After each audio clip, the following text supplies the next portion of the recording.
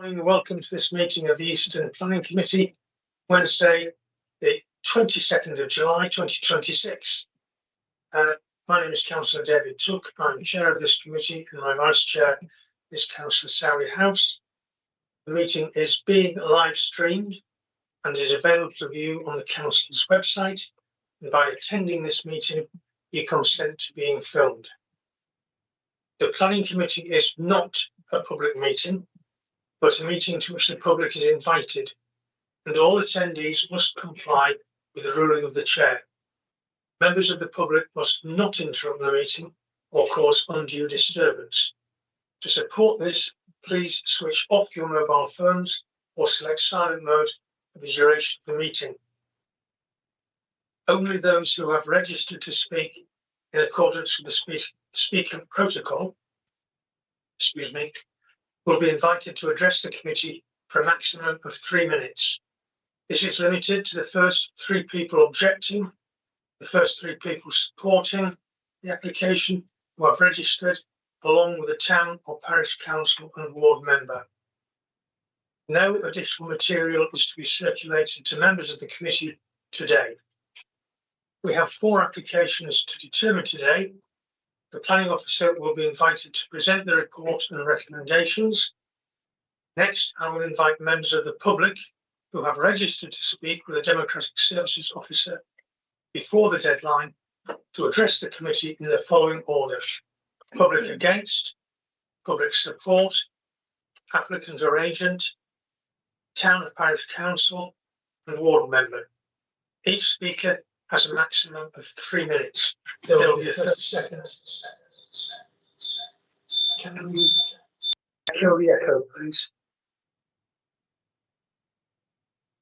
There will be a 30-second warning from the Vice Chairman when your time is nearly up.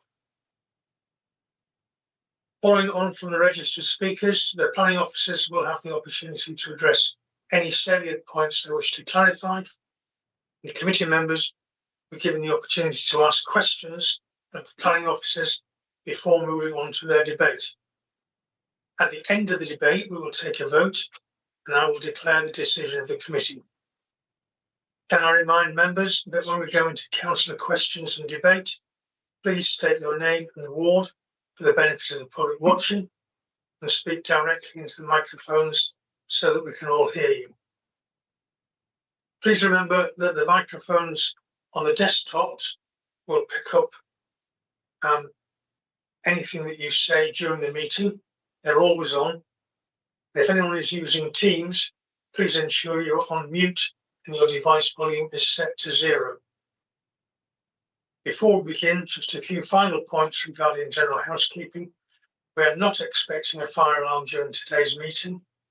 However, should the alarm sound, please leave the building calmly and without delay using the nearest fire exits, which are located to the side of the room.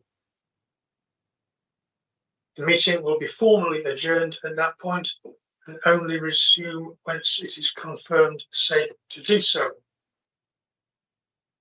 I'd like to introduce the officers involved in today's meeting, which are Kim Cowell, who is our Eastern Area Manager for the Development Management, Elizabeth Adams, Development Management Team Leader, who is over in the corner, Naomi Shinkins, who is Lead Project Officer, Carrie Waldridge, who is Planning Officer, Ellie Lee, Ellie, and Marianne Ashworth, who is our Senior Lawyer, Megan Rochester, who is Senior Democratic Services and Governance Officer, and Josh Kennedy, who is Democratic and Governance Officer and is our Committee Clerk. If we move on to apologies for absence, do we have any apologies? No, we've not received any apologies for absence for today's meeting. Okay, I noticed that Hannah hasn't arrived yet. Hopefully she will in the next couple of minutes. Does any member have any declaration of interest they wish to make? Councillor Morgan and Councillor Suttle afterwards, please. Yeah, my declaration of interest is with the Museum of East Dorset. as I sit on it with joy as a trustee. Okay. So you're going to withdraw from the meeting when we discuss that, is that correct? Yes. Yeah. Okay. Councillor Suttle. I declare a pecuniary interest in item 6. I'll withdraw from the meeting when that item comes up. Okay, thank you. Have we all seen the minutes of the previous meeting? Mm-hmm. Any objections to those? If not, keep those read. Okay, thank you. I'll sign those later, Josh. At this point, members of the public who have registered to speak can make their representations now, or they can wait until they've heard the presentation from the officer and speak at that point. Does anyone wish to speak now? I'll take that as a no. In which case, we'll move on to item 5, which is PMPO 2026-00670, land to the south of Howe Lane, Verwood, Dorset, PH31 6JF. We have a presentation from Naomi Finkins. Naomi, over to you. Thank you. Thank you, Chair. Good morning, members. So this is an application to modify the planning obligations of the planning application set out in the slide, which was originally allowed to appeal. The changes are to remove the affordable housing obligations for viability reasons, and the application has been called to committee as required by the Dorset Council Constitution, where there would be a reduction in a community benefit, the loss of the affordable housing. So in terms of the location and context, apologies, just turning on my pointer. This slide shows the indicative location of the site within the Eastern Community area. So again, Howe Lane in Bearwood. And here we have the application site and its red line boundary. So this road here being Howe Lane. In terms of the site history, the outline permission was refused by by East Dorset District Council in 2015 and was allowed an appeal in 2016 by Planning Inspectorate. Other relevant applications include the Reserved Matters application granted by committee in 2019 and a non-material amendment application to allow the commencement of plot 1 within the development, which was in 2022. This is the Reserved Matters plan that was submitted with the site. And again, was approved by committee in 2019. I should note while we have the plan on the slide that this is quite a complicated site due to the tree coverage across the site. So we can see to the front across the site here and not all the boundaries. These are substantial trees and they are protected and they are retained as part of the development. This slide shows the affordable housing units, which are outlined in blue to the southwest. And here we have a sample of some of those affordable housing units. So this is the semi-detached example. So in terms of the proposed amendment, the changes again to the affordable housing obligations. There are currently 11 approved affordable housing units as shown on the previous slide. And this application is seeking to remove all the obligations to provide these units as affordable housing for viability reasons. In terms of local representations, we have received one representation from neighbours, which is objecting to the reduction in the removal of affordable housing requirements. And in terms of consultee responses, the objections received are as highlighted on the slide, with objections from the Town Council and the ward member. The housing officer has replied initially with an objection. However, having read the assessment by the district valuer, they noted they regret the loss of affordable housing, but acknowledge the viability assessment carried out by the district valuer. So in terms of the district valuer's view on the matter, which I'll go into more detail later, they have reviewed the submitted information and advised the provision of affordable housing is not viable. So in terms of the viability, information has been submitted in relation to costs as set out on the slide, and the district valuer has reviewed and assessed this information. And this includes an assessment by the district valuer's QS team, and they've looked into the details of the matters put on the slide, which includes diversions of water drains, non-standard drainage conditions, roads, specific roads to protect existing trees, requirement for a substation to serve the site, substantial increases in material and labour costs, and additional requirements under new building regulations for matters such as air source heat pumps. So in terms of the district valuer assessment, I appreciate what the information on the slide is quite small. It is on page 23 of the published officer report, and that is available online. The council has engaged the district valuer to provide an independent assessment of the viability appraisal. The district valuer has reviewed and submitted information and is of professional opinion affordable housing provision is no longer viable. A summary of the submitted viability information compared to the district valuer's assessment is set out in the slide, and again can be found on page 23 of the published agenda. I'm going to go into some of these elements in more detail in my presentation. So in terms of key points on viability, the district valuer has adopted a slightly higher gross development value than the applicant. The DV has also adopted lower construction and external costs than what the applicant has submitted. And the DV has also adopted lower abnormal costs than what the applicant submitted. Also to note, the applicant believes the development was still liable. However, it is not, because it was proved pre-sale, so £200,000 has been removed from the development costs as a result of that. The profit target levels are standard percentages adopted for open market and affordable housing units. And again, the development is not still liable. I should also note that the development is also biodiversity net gain exempt, so no costs related to biodiversity net gain have been included in the viability assessment. So as set out in the slide, we can see the district valuer has adopted lower existing use values and benchmark land values than what the applicant submitted. And just to note, the district valuer has used recent transactional evidence established to help them establish the lower existing use value. So the district valuer, as part of the assessment, also has carried out sensitivity tests, and I've shown these on this slide. The base conclusion for the residual land value is shown in white in the centre of the results table. The green cells indicate the combination of factors that would give way to a viable scheme, and the red cells what would give way to an unviable scheme. As we can see on this table, the construction costs would need to reduce by 10% and sales values would need to increase by 10% to enable a viable scheme.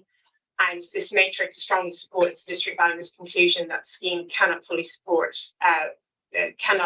full policy compliance without significant market movements. Just to note, in terms of the deliverability of the scheme without the affordable housing, and for clarity, there is still profit available to the developer. This profit is allowed for within the viability assessment requirements set out by the government. The DV has advised that this profit can still be achieved, as I've set out in the slide.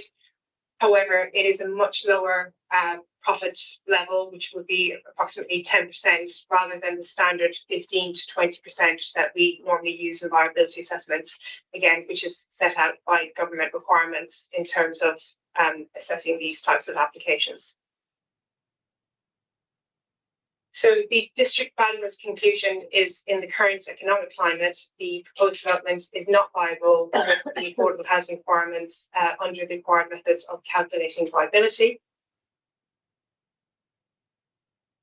And I also would like to bring to members' attention, as I've set out in my officer report, of the appeal decision at 184 Ringwood Road, where the inspector advised that they are more persuaded by the appellant's argument that the local plan evidence base, being almost 10 years old, is out of date, especially given the economic uncertainties and challenges provided by COVID and Brexit that have made have had an impact on the housing market and construction costs since the production of the local plan evidence.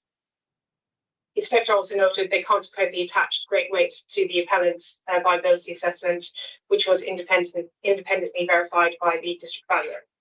So this decision was in 2023, and since this decision was made, officers note that the housing market and cost of construction has not improved and has likely worsened since then. So in summary, the district valuer's assessment concludes that the provision of affordable housing is no longer viable. Also, just to note that the Section 106 agreement is more than 5 years old in this instance. And on an application under the Section 106A requirements, the council are obliged to consider only the modification proposed in the application, and a viability review mechanism cannot be applied. So to conclude, a robust viability evidence demonstrates that the affordable housing requirement renders the development unviable and acts as a barrier to the delivery of this development. The proposed modification would therefore facilitate the implementation of the scheme and the delivery of new housing. Therefore, on balance, the loss of affordable housing is outweighed by the wider public benefit arising from the delivery of the development. So the officer recommendation is therefore to grant the removal of affordable housing provisions as set out on the slide. And also to note the Section 106 agreement again is more than 5 years old, therefore a deed of variation is not required where the decision notice is sufficient to remove the obligations. And that concludes my presentation. Thank you very much, Naomi. Excuse me, we have one public speaker on this, who is the ward member, who is Councillor Spencer Flower. Spencer, if you take a seat and give us your 3 minutes, please. Thank you very much, Chairman. I'm surprised I'm the only speaker on this item. I realise I've only got 3 minutes, so I'll do my best to get there. Very familiar story, isn't it, around affordable housing being removed because of viability. And it cuts across the principles of our Dorset corporate plan around, and one of the key elements of that is delivering housing for local people. And obviously the emerging local plan also has a significant feature in there around providing housing for local people. So when we get an application like this and we see yet again units that could be used for housing for rent or shared equity being removed because apparently the site is no longer viable, is a great concern to me, and I hope to others. And if I have a quick look at page 22, where the officers put a slide up around some of the key reasons why it's no longer viable, I'm quite amazed that none of those items weren't already in consideration when the original application was put forward, because there's nothing on that list other than the last item which I don't already know about. Bearing in mind we go back a long time, when it's over 10 years since this original got permission. And the last item about heat pumps, I realise that building regs are changing, but not until 2027. So why is that on here? It's on here by choice rather than necessity. There's a comment made just now by the officer about the viability today is better than it was in the extant application. So if it was acceptable to the applicant at the original stage of a lower outcome in terms of profit, why is the current better outcome suddenly not acceptable? So my big concern is that we are once again being faced with a difficult choice this morning. You are, not me, around our desire to deliver housing for local people. You've all heard me bang on about this time and time again. Viability as a material planning consideration is a huge concern, not to me, but to colleagues all over the country. And it's an area that I hope that you've got an opportunity. I've noticed there's an on balance aspect of the decision before you this morning. And I hope in what was said by the officer and what I've just said stimulates a debate to enable you to make an informed decision. Thank you very much, Chair. Thank you, Councillor Flower. Naomi, do you wish to respond to any of that? Yeah, just on the matter of heat pumps, it came into force in 2025. It's under Part L of the building regulations. So that is already in place. I've had it on a number of schemes, and it has come up as an additional cost because we use the VCIS standard cost in assessing viability, and heat pumps are not included in that. I've just also known for members that we do have the district valuer here today, so any specific viability questions, Cheryl can help with that. Thank you, Naomi. I've got a question of my own to start with, if I may, which is the district valuer. Given is there a trajectory in house prices, which is they're rising at the moment, and has that helped turn it from, because originally this was non-viable at all, and now it's moved to be viable but only at 10%, 10 and a bit percent. If we leave it another 6 months, might it become viable at 20%? Are house prices going to change, do you think? And if they do, this might come back to planning. Is there an opportunity to review this in the decision we make today? Thanks. Thank you for your question there. What we are finding, our costs are rising higher than the percentage of what houses are increasing. So, and that is where we're having the issues with the viability, because the house prices are not in the same kind of percentage increase that we're seeing with costs. So unfortunately, that is what's going against the viability at the moment. So even if the house prices are increasing, it's not enough to counterbalance what the costs are at the moment. If that answers your question. Thank you. Yeah, and in terms of planning, if this remains unbuilt out for a while, and house prices do increase rapidly, is there any opportunity for us to come back to this? As I presented on the slide before you at the moment, this is being considered under Section 106A. We're making a decision on the evidence we have today and the application that's before members today.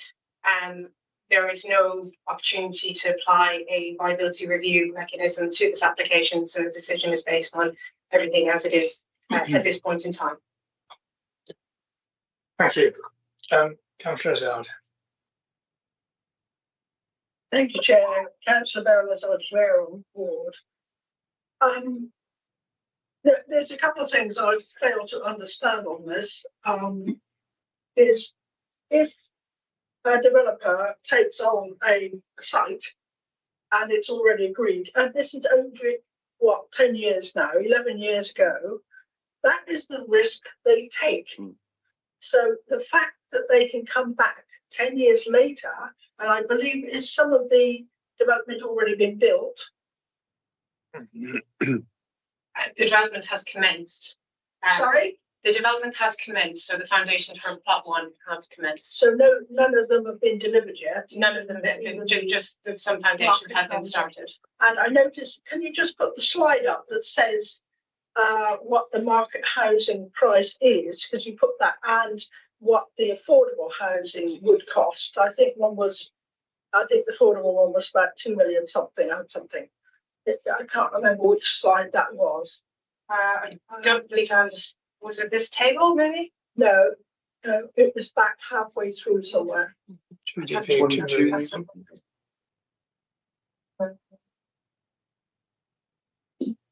That's about the benchmark land values. That's right. This profit. No, that's not the one.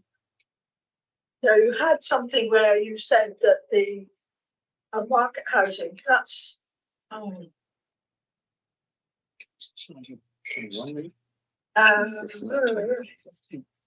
this is the slide I've put up with the. You have to speak up. You're right behind that screen, and I can't hear you. I'm trying to speak into the microphone. Yeah, so this is the slide I put up with all the information from the district valuer and the applicant submitted evidence. So it's also on page 23 of the officer report. You may have seen something in the officer report potentially. Right. So why is it that after 10, 11 years they can come back when they haven't actually started developing the site? and say all of these things, because this will set a precedent for other people, for other developers to do the same. And we know that in Dorset, there is over 10,000 houses waiting to be built that have got planning permission. So we've got a problem here. And I think that we've got to think very seriously whether we actually, sort of say, okay, yeah, if we want to deliver these. But on the one where you say the conclusion on slide 26, it says, on balance, the loss of affordable housing is outweighed by the wider public benefit. I don't get that. Wider public benefit would giving, 6,000 people we've got on the housing list at the moment in Dorset? That isn't giving a benefit to them at all. And so it's only benefiting people that can afford to buy these, houses. So it isn't, as far as I can see, outweighed by wider public benefit. I'm sorry, I can't agree with that. Also, there's a couple of acronyms that I'm not really familiar with. What's BNG? Biodiversity net gain.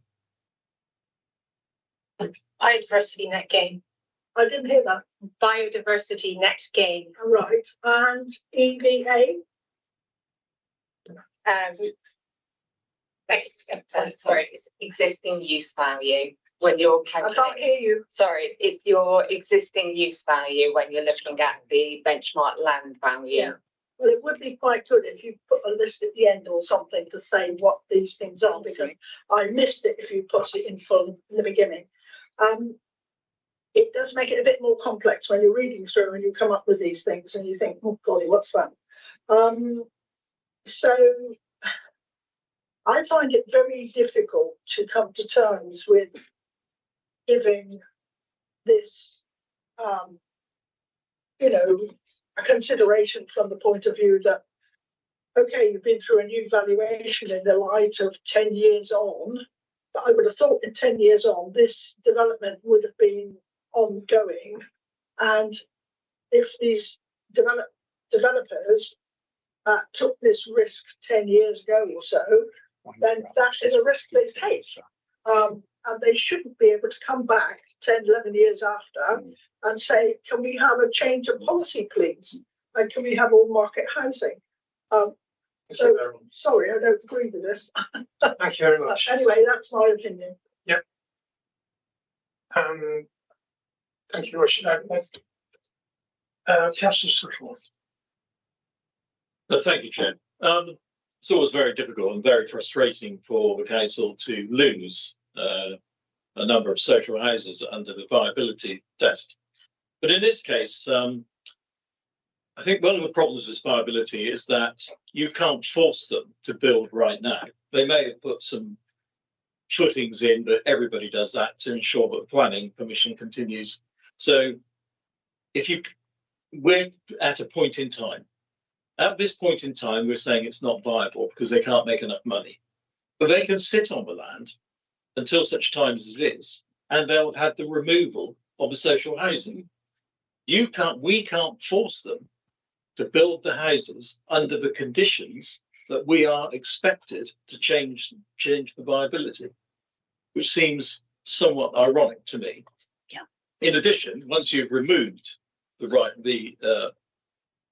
remove the social housing, affordable housing, the plot will inevitably go up. And also, the amount we're talking about, £454,000 on a gross development value of over 11.5 million. Part of it is heat pumps, which you'd expect to be able to pass on to the purchaser of a property as an improved property. I can't see that if the developer can't pass this on. It seems that the percentages are all wrong. So personally, I don't agree with this. I think it's ridiculous that for this amount of money and for these particular items, which should have been known to any developer on a site who's owned for this long, should come as no surprise. And so it should have been built in from day one.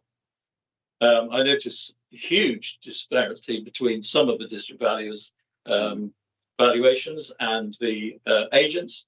So in all, I find myself being very difficult, despite the evidence that it's not viable. I can't possibly support it personally, but that's a personal view. Thank you for your time. Thank you, Councillor Snittle. Any response? When, just to go, I'm not a QS myself, but we have used our QS internal department to review the costs, but we do use DCIS. Will you just tell people what QS means? Oh, quantity surveyor, sorry. So we live in a world of acronyms, I do apologise. Our internal quantity surveyors have reviewed all the costs, and they use BCIS as a benchmark to review the costs. And that's the one I was going to say. I can't remember the acronym with that. That's the RICS database, where developers feed in their costs into the system, and then that is used as the benchmark. It's Building Cost Information Service, and it is a RICS, Royal Institute of Chartered Surveyors product.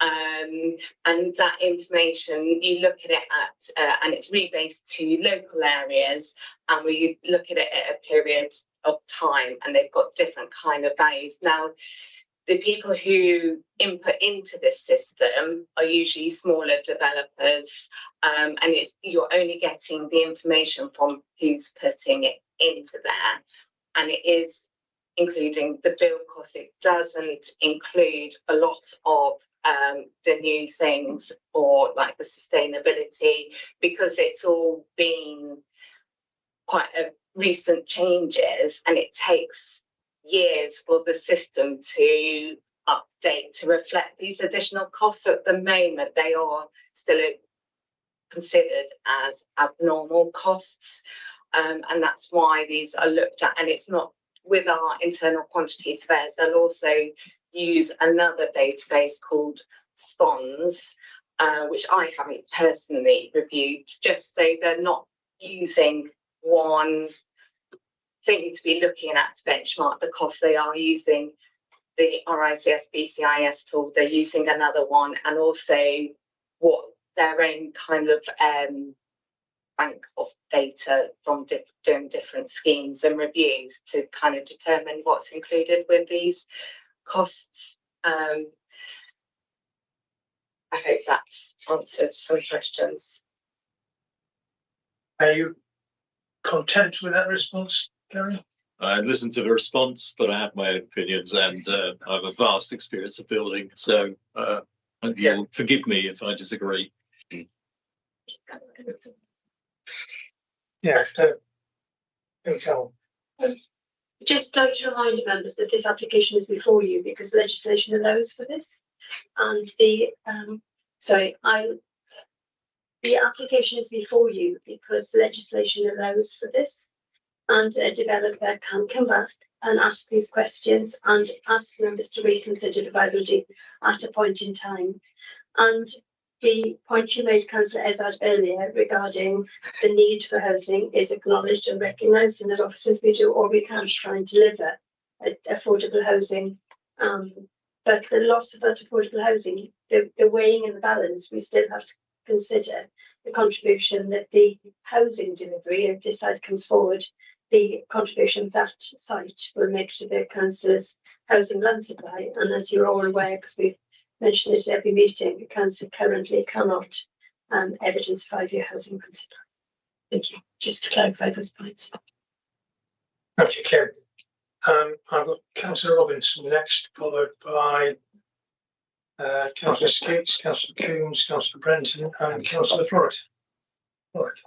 Thank you, Chairman. Councillor Julie Robinson, Ferndown South. I find this extremely frustrating. I totally agree with my colleague here. I've got a couple of questions on this. The first one being that it can come back at a point in time. This is 10 years. Question one, why has it taken so long? This is 10 years. Why wasn't it started long before this? Question two, we need affordable housing. So why has the whole of the affordable housing been scrapped? Why not 50-50, 25-75 or whatever. Why scrap the whole lot? Okay. Cheers. In terms of why is it taking so long, I'm not party to that information. It's not required for the submission. Under the planning legislation, the developer can come back at whatever point they want, subject to the planning commission still being in place. Hence they commence the development. So I can't answer that question, nor is it part of the planning assessment. And in terms of question 2, why is the whole lot of affordable housing being removed? That's the figures the district valuer have run, and it could be viable to deliver some of it, we would have made that argument and potentially brought that forward, but it's not viable to deliver any affordable housing. Could I just come back, Chairman? Thank you. Please do. Okay, fair enough. I hear what you're saying. But surely this is just going to set precedents further down the road for other developers. And I'm sorry, but I will not be supporting this. Thank you. I've got Councillor Skeets. Thank you, Mr. Chairman. Andy Skeets, Westmoors and Three-Legged Cross. Members of the public that are sitting before us today must be scratching their heads and wondering what the hell goes on when Dorset Council give permission for a development with an agreement. The agreement set some years ago. The building project has started, and yet the developer still has the right, according to Naomi, to actually come back and argue the case mid-term.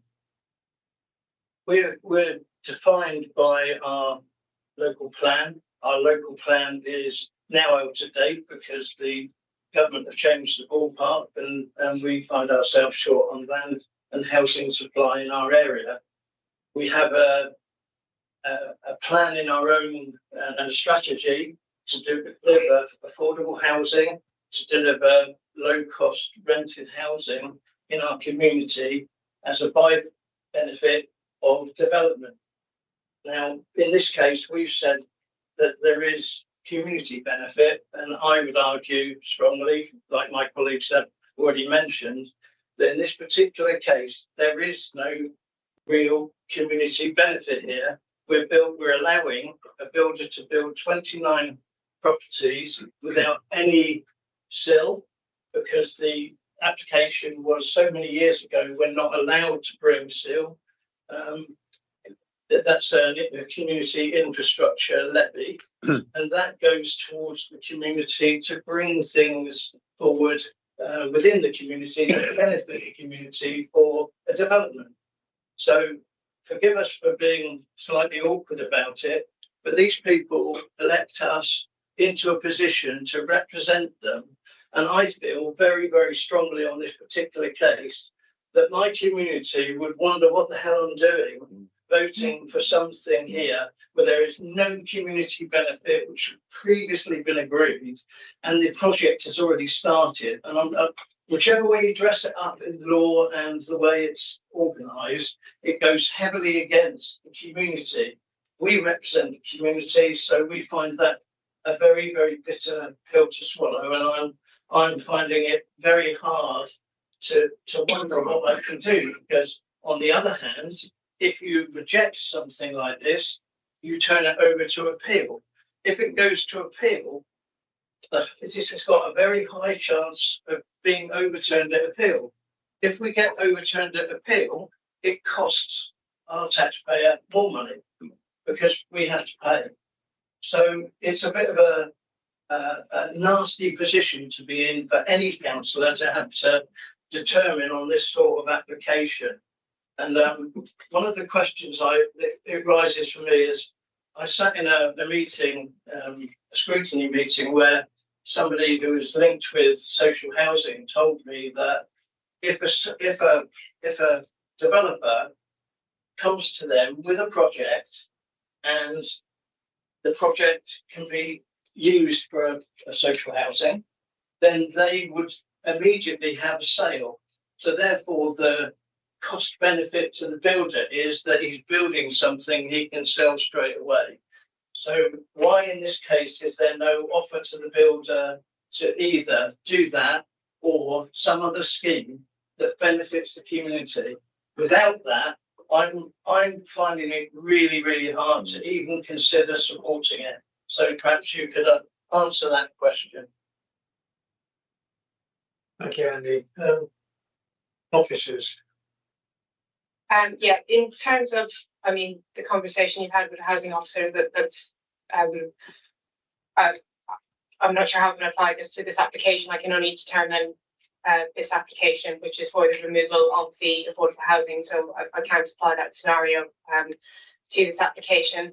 And just in terms of the mention of appeals and what potentially the next steps would be if the application is refused, I just wanted to remind members of the appeal at 184 Greenwood Road, where there was a reduction. It wasn't a removal, but there was a reduction to the affordable housing contribution. It was a financial, it wasn't on-site affordable housing units. It was a financial contribution that was provided in the end, but the decision on that by members was allowed at appeal, and the inspector's opinion on that presented to members. So just to remind members of that situation. And as I explained, I don't believe circumstances in terms of housing markets and building costs have improved since then. Come back, Andy. Yes, please. So am I right in saying that even if we found a scheme for social housing which would give a guaranteed financial benefit to the builder, that we can't impose that on him in any way, shape or form, which, given the fact that we're rather short of social housing, given the fact that we're incredibly short of low-cost affordable housing for young people in our areas, we can't make any difference. And I'm sorry, I find that an appalling situation. Thanks, Andy. Could I just add to that a little bit and say, if you do build affordable housing, as Councillor Skate said, that there is pretty much guaranteed sale, albeit at a reduced rate. Is there, in terms of valuation, is there a benefit to the developer for that almost advanced sale rather than to delay and wait for people to come on? Does that benefit appear anywhere in the valuation? Can it appear anywhere in the valuation? So when we're looking at the affordable homes, we look at the profit on that, which is 6% versus 17.5% profit to the developers on the open market. Sorry, I missed those figures. Oh, sorry. For affordable housing, when we're looking at the profit, the developers, we calculate 6% profit for the developer, was on open market. It's 17.5% of the gross development value, so they get more profit from the open market versus the affordable. And in terms of the sale of those, we can phase it through the development, but typically we show that the units are sold at the end of the completion in one lot to the developer rather than a phased sale. Was with the open market, it generally is calculated on a phased sale as they're completed. That makes sense. So in terms of cash flow benefits to the developer, that doesn't have a great deal of weight? Not particularly.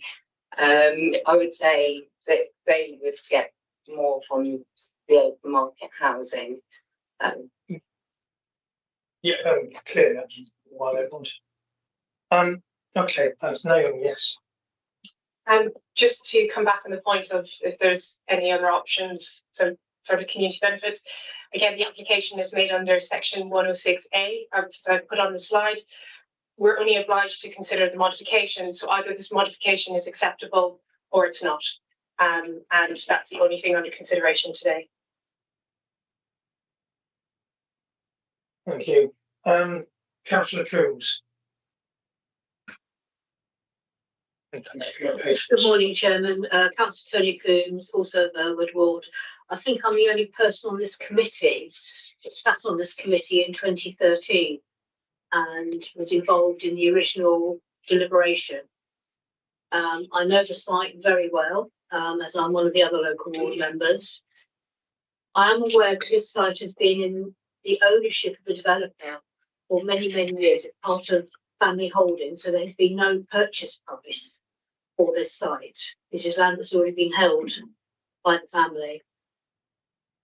I also thought I was aware that they had started development by doing the footings to cement the application so it didn't time out. And when I look at the list, the menu given in 14.4, knowing the site as I do and what happened at that original committee, they would have known about the drainage. They would have known about the need for better electricity supply. And the sacrificial road, the whole point about that was that the access road for the development punched through a line of protected oak trees from a previous field boundary. And in order to protect the roots of those trees, a non-standard construction was required as a planning condition to bridge those roots, which therefore then made the access road in the site below adoptable standards, and the Dorset Council, Dorset County at the time were not willing to take on the adoption because of the different construction and the potential for costs in the future if it was taken on board. So that was one of the key sticking points originally, and there is also the potential of another access point into the site which would remove the need to go through that line of trees. So all of the elements in that list, apart from the heat pumps, in my view, were already known by the developer. So I find it really difficult. Can I have the slide up that where you have the table of the profits, the red and the green and that one. So when you said about the sales changing by 10% and the construction changing by 10%, you're talking £500,000. Well, we have no land value to put into that because there was no price paid. Costs of purchasing since the original application was made, I think, has virtually doubled in the last 10 years in Burwood. So in my mind, I cannot see how this whole development could be seen as unviable. I would be more amenable to a reduction in affordable housing because, you know, things do change. But the fact that the developer has sat on this for more than 10 years and done nothing but a few footings, how do we know that this is going to be another 10 years? Things might change again. So I'm sorry, I think a game is being played here and I cannot support this application. Thank you. Officers? To kind of talk about the purchase price and or the lack of in this case, when we're undertaking a viability review, we're set out by the National Planning Policy Framework and the PPG, the guidance which sets out how we undertake the methodology for the viability. And part of this is considering what's known as the benchmark land value, and that is the value of the land which a landowner, that is the minimum amount a landowner would part for that land for development purposes. So we're not considering the purchase price, we're considering the value of the land that the landowner, as I say, will accept to release that land for development purposes. So even though they are in ownership of the land, I still need to consider what that value of that land is if somebody was to part with it for the development. So in a sense, by them owning it prior to the kind of viability study, it's actually disregarded in this point. And it's where sometimes if somebody does purchase the land but over what it could be worth, that can also hinder viability. So hence why there is this methodology, or the price-set methodology we undertake when we're considering the benchmark land value.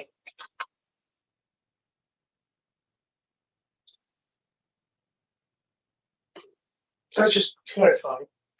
It's disposing of the land for development, and that's the existing use value, except what it isn't. If it's agricultural land, surely that's a lower value. It only becomes for development once it's got planning permission. So the existing use value is surely a field for putting some horses or cattle or whatever it is, and that would that not be a lower value? There's a 5-step process that we undertake where you are looking at the existing use, as you say, as the agricultural land. You can consider it for alternative use, where if it's got planning permission, what that scheme was. Obviously, the previous planning had expired, so that wasn't considered. But then you also look at the premium, and that's the multiplier that you would adopt on the existing use to see how much more that landowner would then dispose of it for a development project or development purposes. You also consider, you can consider transactional evidence, but that's extremely difficult to do. So it's not undertaken very often, because you need to understand the abnormal costs for the development land that you're looking at, ensuring it's full policy, just to use that as a comparable. So you take into consideration all these steps, and you can see what the purchase price is, but very little weight is applied to that. And by looking at all the different steps, that's how you can determine what the benchmark land value is. So we do consider the existing use, but then there is the premium which is applied to that to understand the benchmark, where it's the minimum price you think the landowner will sell that land for development. Thank you. Jim, can I come back? Yeah. I understand what you're saying about the purchase price, but the whole point is there was no purchase price on this plot of land. The other final point I wanted to make that I forgot to do earlier, and I apologise for that, is you talked about the costings database and the fact that it's developers that feed into that. That makes a whole mockery, because it's marking your own homework. If you're a developer and you're putting in the costs of development, and only developers are putting into that, to me that's heavily weighted, and I would be very suspect as to the validity of those sorts of figures, because I didn't pick up that they were being what's the word? Sorry, not challenged, validated elsewhere. It seemed to me to be very one-sided. With the cost database, it is regulated by the Royal Institute of Chartered Surveyors, so that is the regulation for it, and it is again our internal QSs are not just using DCIS, but they are using other data sources to determine that. That's for the build cost. But again, when you're looking at all the abnormals of what you were addressing earlier, other databases are also used through all that. Thank you. I'm going to come to Doncaster House next. They actually put a bit in, and then followed by Councillors Brenton, Lorick, Brian, sorry. If that's okay. Duncan. Thank you, Councillor Surrey House, Corfmullen Ward. I'm trying to read the room here, and I want to see if I can help people out with this. I think the feeling I'm getting is that we don't support this application. It's been clear from the advice from the team manager that actually what's in front of us, either we're in favour of it or we're not. And I think we're not. And I think that I hear what Councillor Flowers says, and I agree. It's the desire of this council to have more affordable homes, whatever mechanism that is, socially rented, affordably rented, shared equity. It's the government's stated desire, and actually even in its most recent incarnation, the new leader says that he also wants to focus on affordable housing, and I think that we miss a trick here. It's perfectly capable, and I hear what Councillor Coombs says, that where there are different proportionality of affordable on the site, then that might be considered differently. But that's for the applicant to come back with something like that. At the moment, we can accept this or refuse it. And so I'm going to make a proposal because I think we're going round in circles and we're vehemently agreeing with each other that actually this application be refused. Thank you, Duncan. You have a proposal. I was going to say there's a seconder, but then we do have other people who wish to make some comments. Yeah, I need reasons. We will provide those reasons. And I think that the comment earlier about appeal, costs will not necessarily be awarded against, so it would cost us to go to. But it costs, the opposition costs would only be awarded if the inspector felt we were being unreasonable. I'm not sure that we are. can have some advice from this there. We've come to some advice from legal, please, Marianne. Yeah. Very sensitive.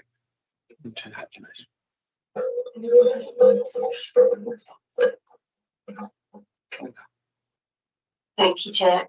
Yes, I've just been helpfully asked for the reasons for refusal. I think if that's the way members are going, just simply to say that, and as set out in the report quite clearly, the test for this type of application is to consider whether or not the obligation still serves a useful purpose. So that's what councillors just have to have in their minds, and obviously give some reasons in relation to that. That's the test that needs to be considered. Thank you. Thank you.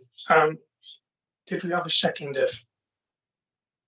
So Councillor Robinson, do you just say something now? Or? Yeah, thank you, Chairman. Councillor Julie Robinson, Ferndown South. I fully support and second this refusal. Thank you. I've got a list of people who had their names down. Councillor Brenton, do you wish to add to this? Add to the kerfuffle. Yes, Councillor Brunton, Litchfield and Upton. This is an issue that this is an old application, so it's been sitting around, we know that. But my question is, How many others are there from that are sort of predate Sill and all that? What are we opening the doors to? Because it seems very much as though basically we're being almost, the blackmail is the wrong word, but we are being pressured to go with stuff because of the fear of appeal. And I'm very sorry, but we are elected to, isn't Dorset's motto, who's afeared? Shouldn't we be brave enough to hold to the values that we set out originally? And one hopes are in the Dorset plan. They're certainly in the vision statements we keep wading through. And that we should be, housing is, in the words of our great leader, the golden thread. Now, this is an application which would allow a lot of market housing, most of which are 4-bedroomed, so one assumes fairly expensive. It just seems like we are being sort of slightly bullied by the developer to get on and give permission to go with something that they want, but we don't. Now, we were elected to do what our people want, and I suspect that's not what they would like us to do. So I would definitely go with the proposal to reject. Thank you. Thank you, Alex. Yeah. If I can assist you, members, this is the first application I can recall where somebody's applied to modify. Can you not hear, Councillor Hazard? Sorry, I thought I was speaking up. I'll speak closer to the mic. Sorry, as Vice Chair, can I just suggest, Beryl, would it be easier if you move closer? There's a audio issue. I found it easier over there because I'm going across there. Here, I'm going through the screen makes it very difficult. I'm sure the member for Swanage would welcome you to ride shotgun. You come and sit here, Beryl. There's seated. Then let's do you want to move? deal with it now. Do you want to come and sit here? Okay. Thank you. Oh, Gary. Sure, it's been a pleasure. Don't go yet. Yeah, I've got a list of people. I'd just like to add that I have difficulty too, and that unfortunately, if the mic is there, not there, then it's not as clear. It's as simple as that. Yeah.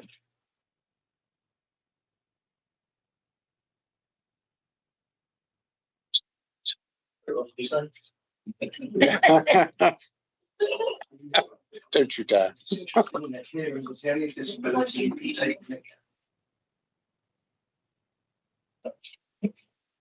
That's right. I just turned my hearing aids. Yeah. I don't think that's it.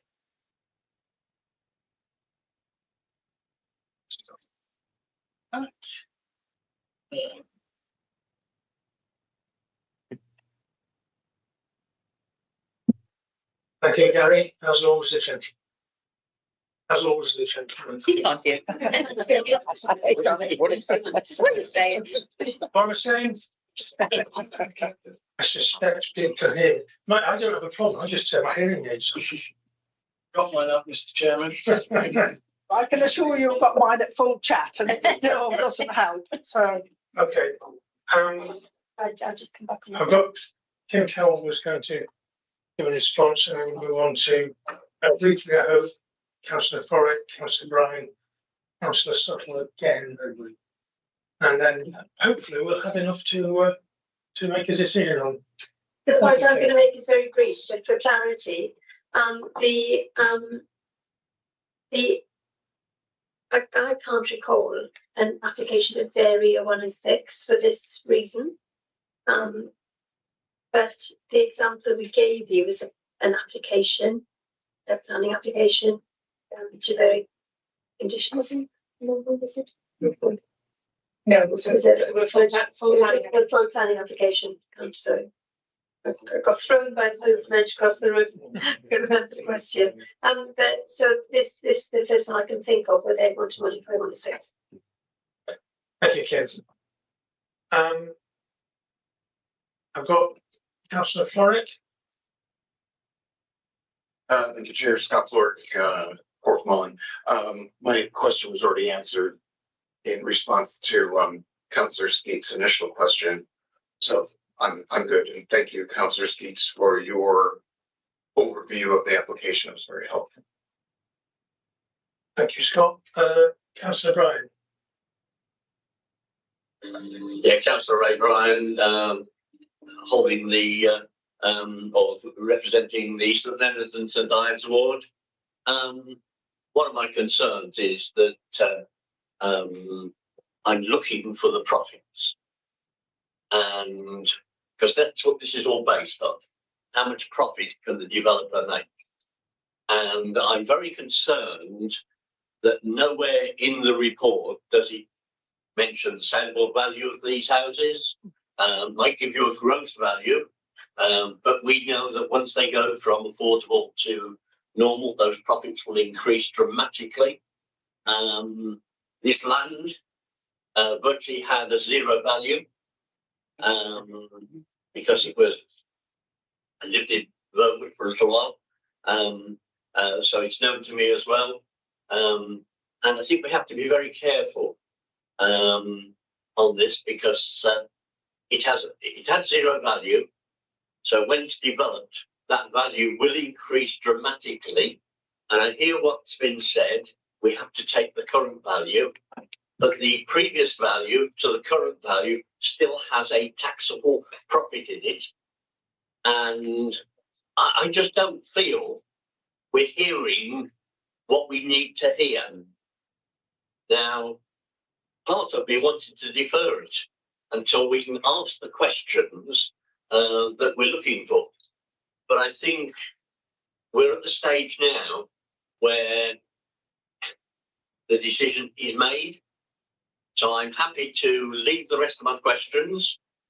Obviously, if it comes to appeal, then I shall look to speak to the officers concerned to ask those questions, because I'll need to make sure that we defend it so robustly, because we have to defend the residents' pound notes. That's what we're put here for. It's ever so easy to sit in an office and draw up figures. We are the cold face. We have to make the right decisions at the right time. So I'm now going to stand down. Thank you, Chairman. Thank you, Councillor Ryan. Naomi, do you want to make it? Just to clarify, the district valuer did do an assessment on 100% open market units. It forms part of the district valuer's assessment and their sensitivity testing as well. And it's in the district valuer's report, which was available online. It is, just for clarity, is that assessment one gives them a 10% profit margin? I calculated, so I think in my report it shows you the appraisal where I did 100% open market units, and that returned so that's where it came as a negative value. But then on the benchmark land value, then I did further testing to see what the profit would be, what the profit level would be, and that's when it came out at the 10% profit level, which is below what the target profit is set out in the PPG. Thank you. Councillor Suttle. Thank you, Chair. Councillor Suttle, Swanage, representing Swanage. First of all, can we just have a little bit of defence of the officers here, because they're following a process. It is not their fault that they have to put this before us, and my argument is not with them, because I understand completely they have to follow the rules.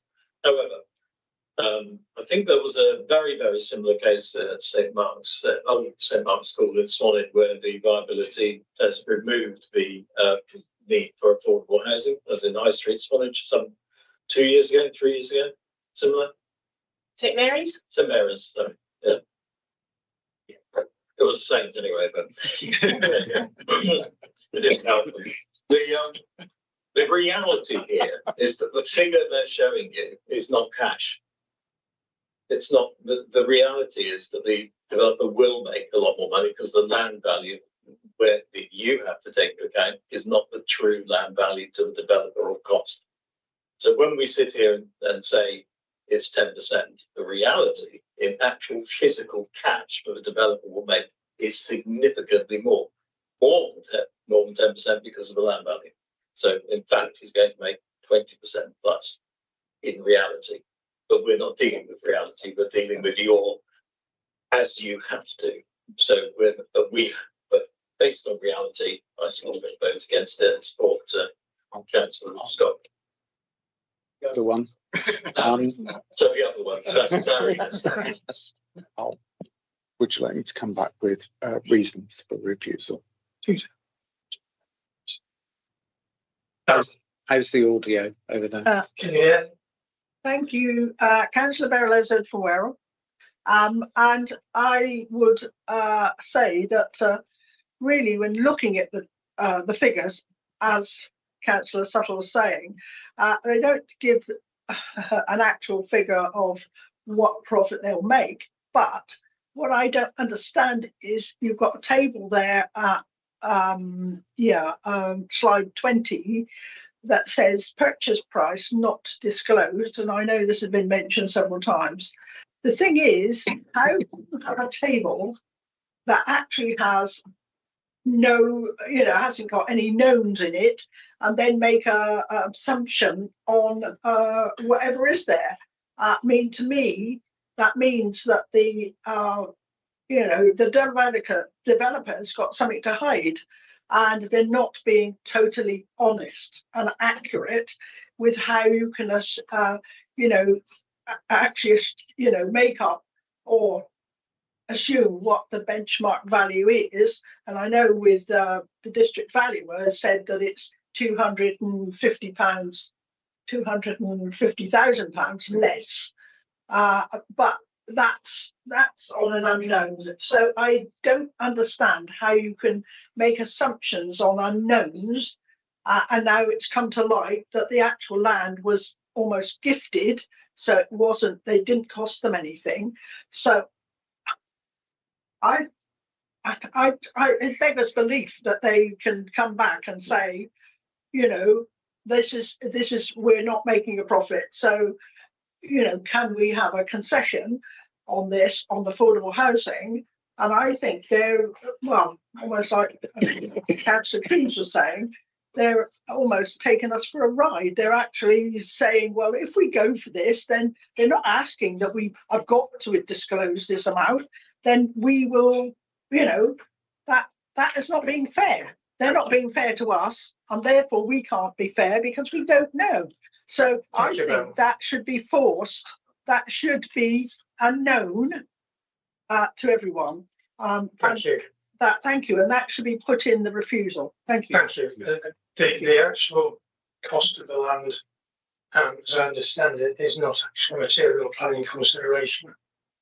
But if the officers will confirm that. Just to clarify, the methodology that has been used is set out by planning legislation.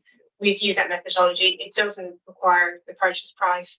And the district valuer has used transactional evidence for their benchmark land value, and the methodology of multiplying the existing use value times 10 as set out in planning legislation. So this methodology is all set out by the government, and they're the rules we have to apply. I think that it sums up pretty much what we all feel, is that the reliability rules as set by government could well do with looking at. But at the moment, I think everybody's had a lot to say on this, and we're actually repeating an awful lot. We're just going round and round in circles. So rather than, unless someone's got something new to say, I think we should move to establish what the reasons for the proposal are, and then go to the vote, if that's okay. So, David, do you have something new to add?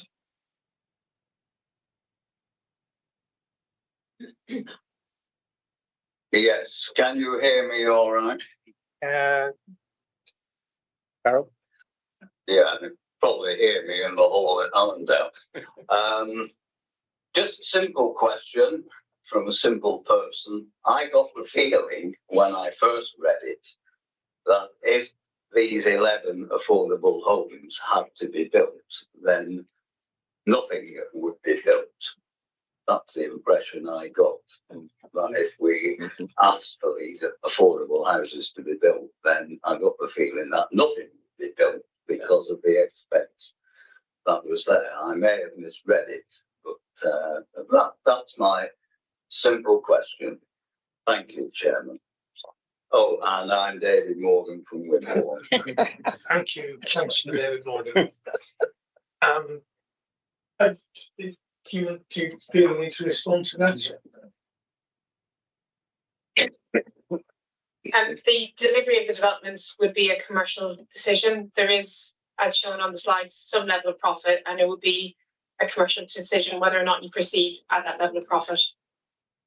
Thank you. Thank you. I think if we can go back to the proposal, we have a proposal from Councillor Sally House to refuse. It's been seconded by Councillor Julie Robinson. What we need is to flesh that out a little bit, and we need to have some viable or some valid reasons for refusal that we can put. So, Councillor Sally House. Thank you, Councillor Sally House, Corfmine Ward. I don't think it's helpful to consider what the motivations of the developer may or may not have been. I think we just need to focus on the reason why this is not acceptable and should be refused. There is a requirement or an option for us to consider whether the provision of affordable housing still serves a useful purpose. I feel it does still fulfill a useful purpose, and I can't see that disappearing at any time soon. That is a valid reason to refuse. That is what I'm suggesting we put forward as a reason for refusal. I think we could kick this around. As I say, I think we vigorously agree, and that's my reasons for refusal.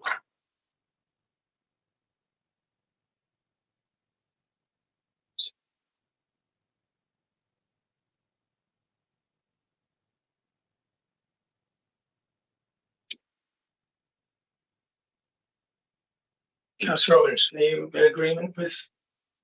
Thank you, Chairman. Councillor Julie Robinson, Ferndown South. Sorry, Councillor Sarah House, could you just repeat the actual bit that we're actually refusing on? Yes, certainly, Councillor Sarah House, Corfmine Ward.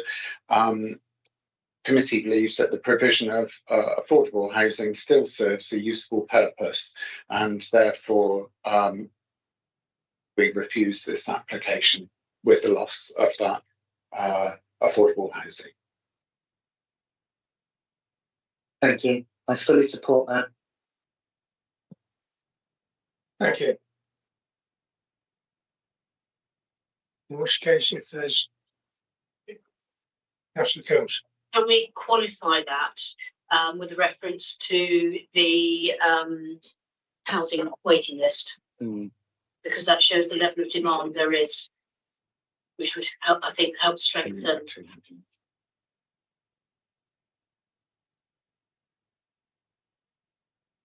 There's some suggested wording there. So, can you read that out? Yeah, sure.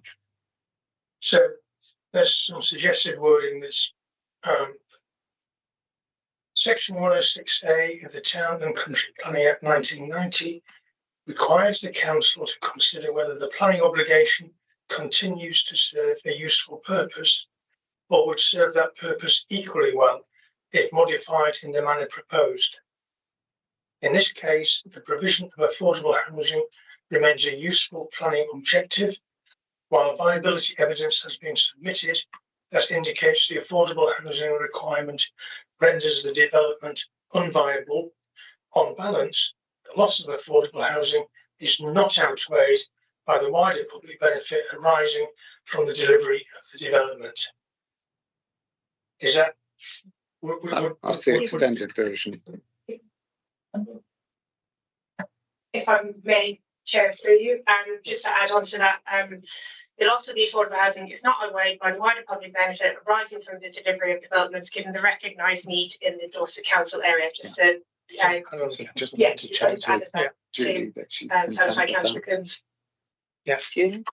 Julie, you're content Julie with happy with that? Me, yes. Oh, Julie. Oh, sorry. Sorry, go on. Julie, yes. Yes, I am very content with that. Okay. Thank you.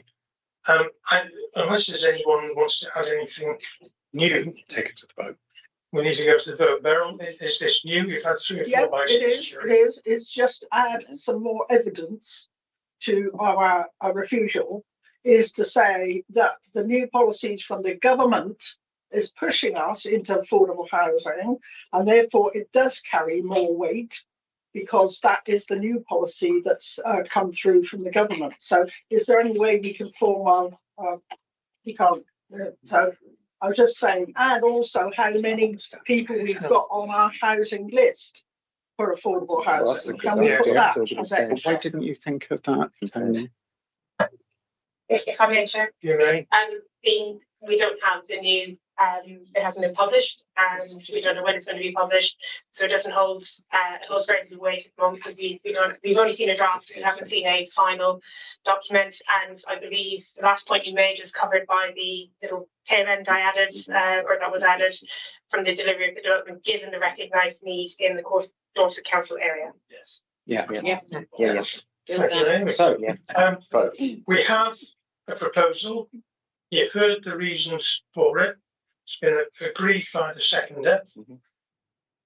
If we now move to the vote, so all those in favour of the proposal to refuse this application, please show your hands. 1, 2, 3, 4, 5, 6, 7, 8, 9. Unanimous, I think.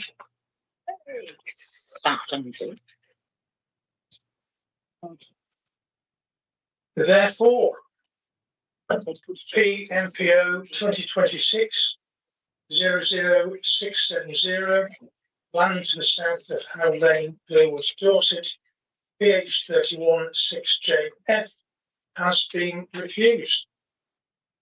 And thank you for everybody. That was an hour and a half. I propose that, given the conditions, we have a 10-minute break for a drink and one of the people needs stretch legs.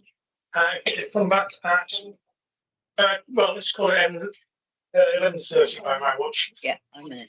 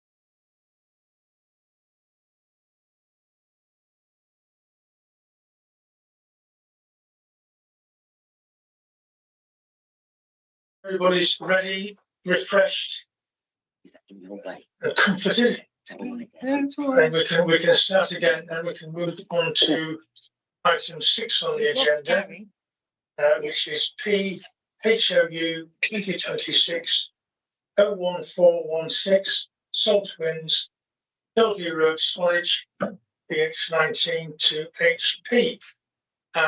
Councillor Suttle will not be taking part in this. He has an interest in it, and therefore we will proceed with Gary out of the room and welcome back for the later items. So we have a presentation. Carrie Aldrich is going to make the presentation, after which we'll have the normal speakers and debate. So thank you all. If you're ready, Carrie, take it away. Thank you, Chair. So this is a householder application for proposed extensions and alterations to provide ground and first floor accommodation with a new hip roof, providing a second floor loft room and a covered balcony within a roof space, and refurbishment of outbuildings at Salt Winds in Swanage. The application is before the committee today as it received an objection from Swanage Town Council. So the application site is on the southeastern edge of Swanage, and the site is within the settlement boundary, the Dorset National Landscape, and is also within an area of a group tree preservation order. It is located outside the Coast Change Management Area, the Conservation Area, and the Purbeck Heritage Coast. But the site is visible from nearby public rights of way on the Downs and to the south. The property named Salt Winds is a detached, partial two-storey cottage set back from Bellevue Road here and to the rear of a garage and car parking court serving Craigadon to the east. The central flat roof section, which you can just see here, is two-storey and is surrounded by single-storey sections to the south and the east, including a converted garage to the side of the dwelling. And these photos just show the context of Craigadon to the east, the longhouse to the north, and the view towards the site with the two-storey section of the cottage here from Peveril Court to the west. So the back plan siting of the cottage, combined with a flat roof for the two-storey element and the low-level hip roof serving the single-storey elements, result in an unassuming dwelling that doesn't appear overly intrusive or prominent within views from the street or the surrounding areas, including the Downs. As such, the cottage retains its subservience to the historic parent property of Craigadon, as you can see here in photo 3, which is taken from that property's roof terrace, with the two-storey flat roof section of Salt Winds here, and then you can just see the southern single-storey element here. Access to the property is via a driveway along the western boundary, and the planning history suggests the building originally served as an outbuilding and possibly later staff accommodation to Craigadon, as it was first used as a hotel and then as a private residence. Later on, Craigadon was converted into flats and the outbuilding was converted into the cottage. Since then, the cottage here has been extended to the east, the south, various outbuildings to provide additional living accommodation. So just to explain the layout of the cottage, so there is the two-storey flat roof element here with the parapet wall centrally. And then you can see here single-storey hipped roof to the side along the east here. And there's also a single-storey pitched roof to the rear here. And then single-storey outbuildings extend along the boundary here. So the proposal being considered by members today is for extensions and alterations to provide ground and first floor extensions to the south and to the west, with a hipped roof over, and then a loft room in the roof space and a covered balcony just about here. It's also proposed to extend the existing single-storey addition southwards here. Proposed to retain an outbuilding single-storey here with demolition of the existing garage. And then the solar panels are proposed to be installed on the existing flat roof section of the two-storey part of the dwelling. So how did we get to the current proposal as it is before you today? So the original planning application received last year proposed substantial two-storey extensions both to the side and to the south end of the dwelling, extending it quite a way across the plot. It also proposed a stairway essentially up to the flat roof section of the cottage, enabling it to be used as an external terrace. The original application was withdrawn in response to officer concerns over the height and scale and mass of the proposal, and also potential harmful overlooking of the neighbouring properties on Peveril Court and in Craigadon and their communal garden from the second floor flat roof terrace.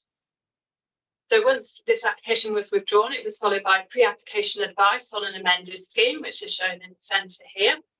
And the two-storey elements were scaled back quite substantially. So two-storey section was proposed here to the south. And then the current application proposes much the same with a slightly increased area of two-storey extensions and a covered terrace area here. So during the pre-app process, the loft room was also introduced on the second floor level with a covered balcony here. And this raised concerns from neighbours, but the covered area was intended to address concerns of overlooking that were previously raised in relation to the flat roof terrace. And as you can see, the scheme we're considering today continues to include a loft room and a covered balcony area. So these are the differences in elevations between the withdrawal application here, the pre-app and the current proposal. And you can see the height, scale and mass of the proposals have been substantially reduced, whilst the loft room and covered balcony has been retained. During the application process, further amendments were sought by officers to better integrate the new hitch roof proposed here with the existing flat roof section of the property, as this had previously appeared relatively disjointed. So today, members are considering the retention of the existing single-storey hitch roof section of the dwelling here, slightly further to the south, extensions to the south of the property here and here to provide additional ground floor accommodation and 2 additional bedrooms, a bathroom and a landing area at first floor level. The addition of a hitch roof over the extensions to provide a loft room with roof space and a covered balcony here. The addition of a small terrace to the west of the property, removal of the garage and some of the outbuildings and retention of a detached single-storey outbuilding here. The provision of an air source heat pump and solar panels on the top of the flat roof, and the replacement of decking to the rear of the dwelling, which is to the north just here. So as I've said already, the application site is within the settlement boundary where the principle of householder development is generally acceptable. And officers have worked closely with the architect to deliver a scheme of smaller scale, height and mass, which sits comfortably within the street scene and the roof line of the surrounding dwellings. The current proposals retain visual openness to the side of the scheme, here and here, and ensure separation gaps are remained on the plot.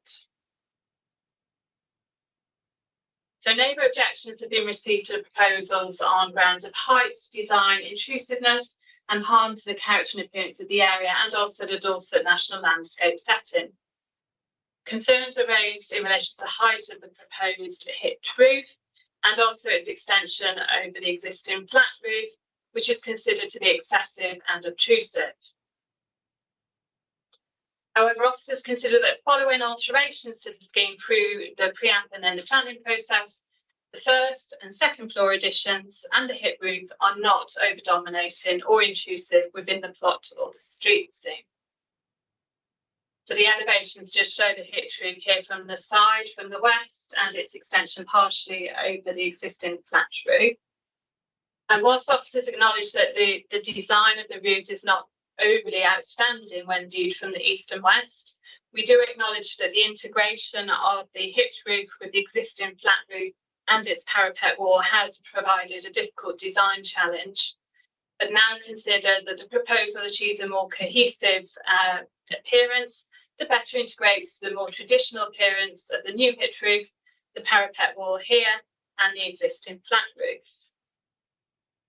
The site is located outside the conservation area and doesn't impact on the setting of any heritage assets.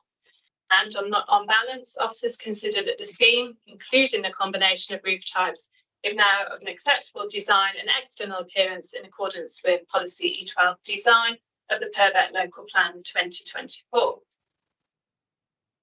Proposed materials to match existing, including plain clay roof tiles, white rendered finishes to the walls, timber cladding of the garden stall, some stone detailing around the windows, and dark grey UPVC window frames. Given the range of materials in the locality, they propose to be acceptable, and specific samples and details can be secured by condition as set out in the committee report. The application site is also located in the Dorset National Landscape.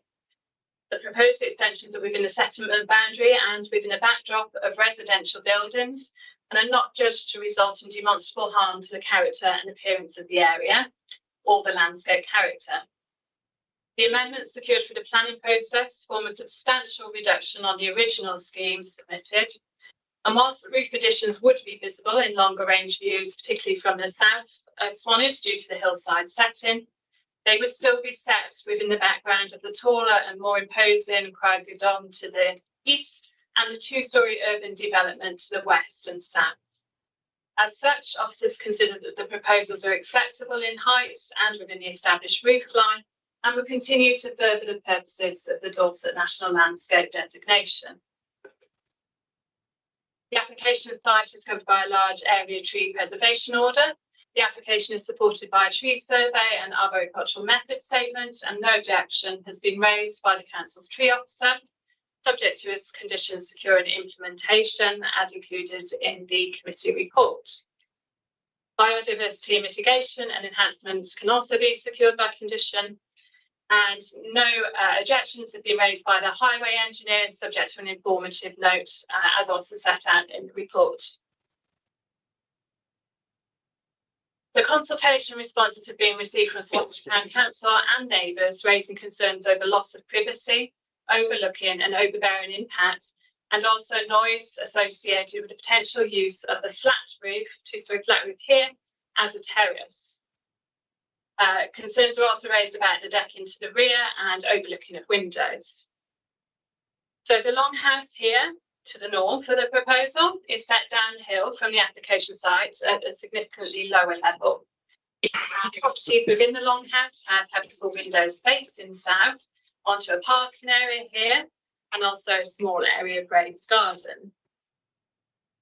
There are existing trees within the boundaries and along the boundary here, which provides some screening to some extent at the moment. But the longhouse here is also looked by windows serving Craigerdon and the properties in Peveril Port, which have rear windows facing northwards here.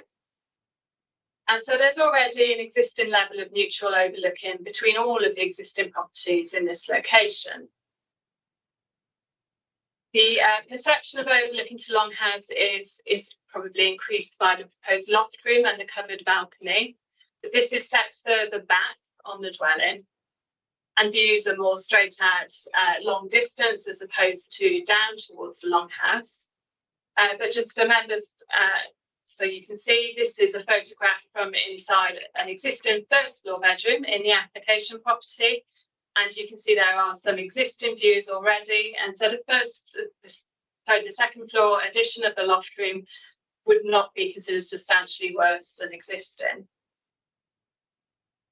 Given the mutual overlooking between all the properties, officers consider that loss of privacy to Longhouse would not be demonstrably more harmful than the existing position.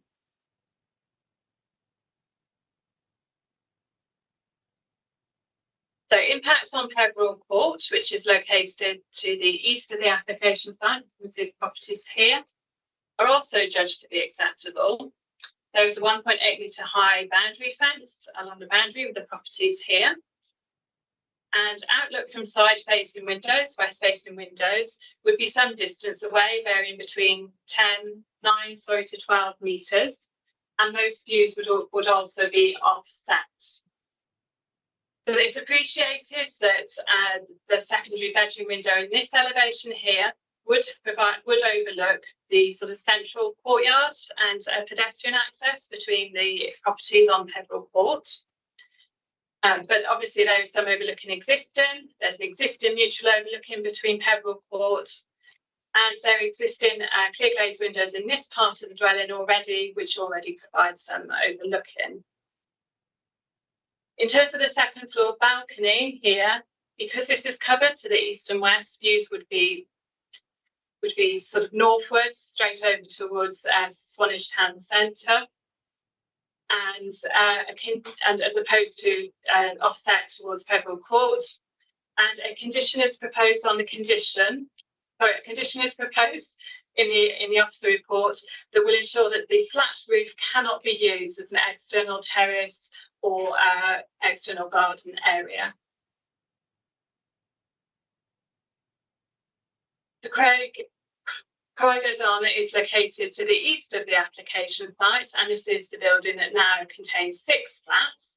There are a number of habitable windows looking westwards towards the application site, so this direction here.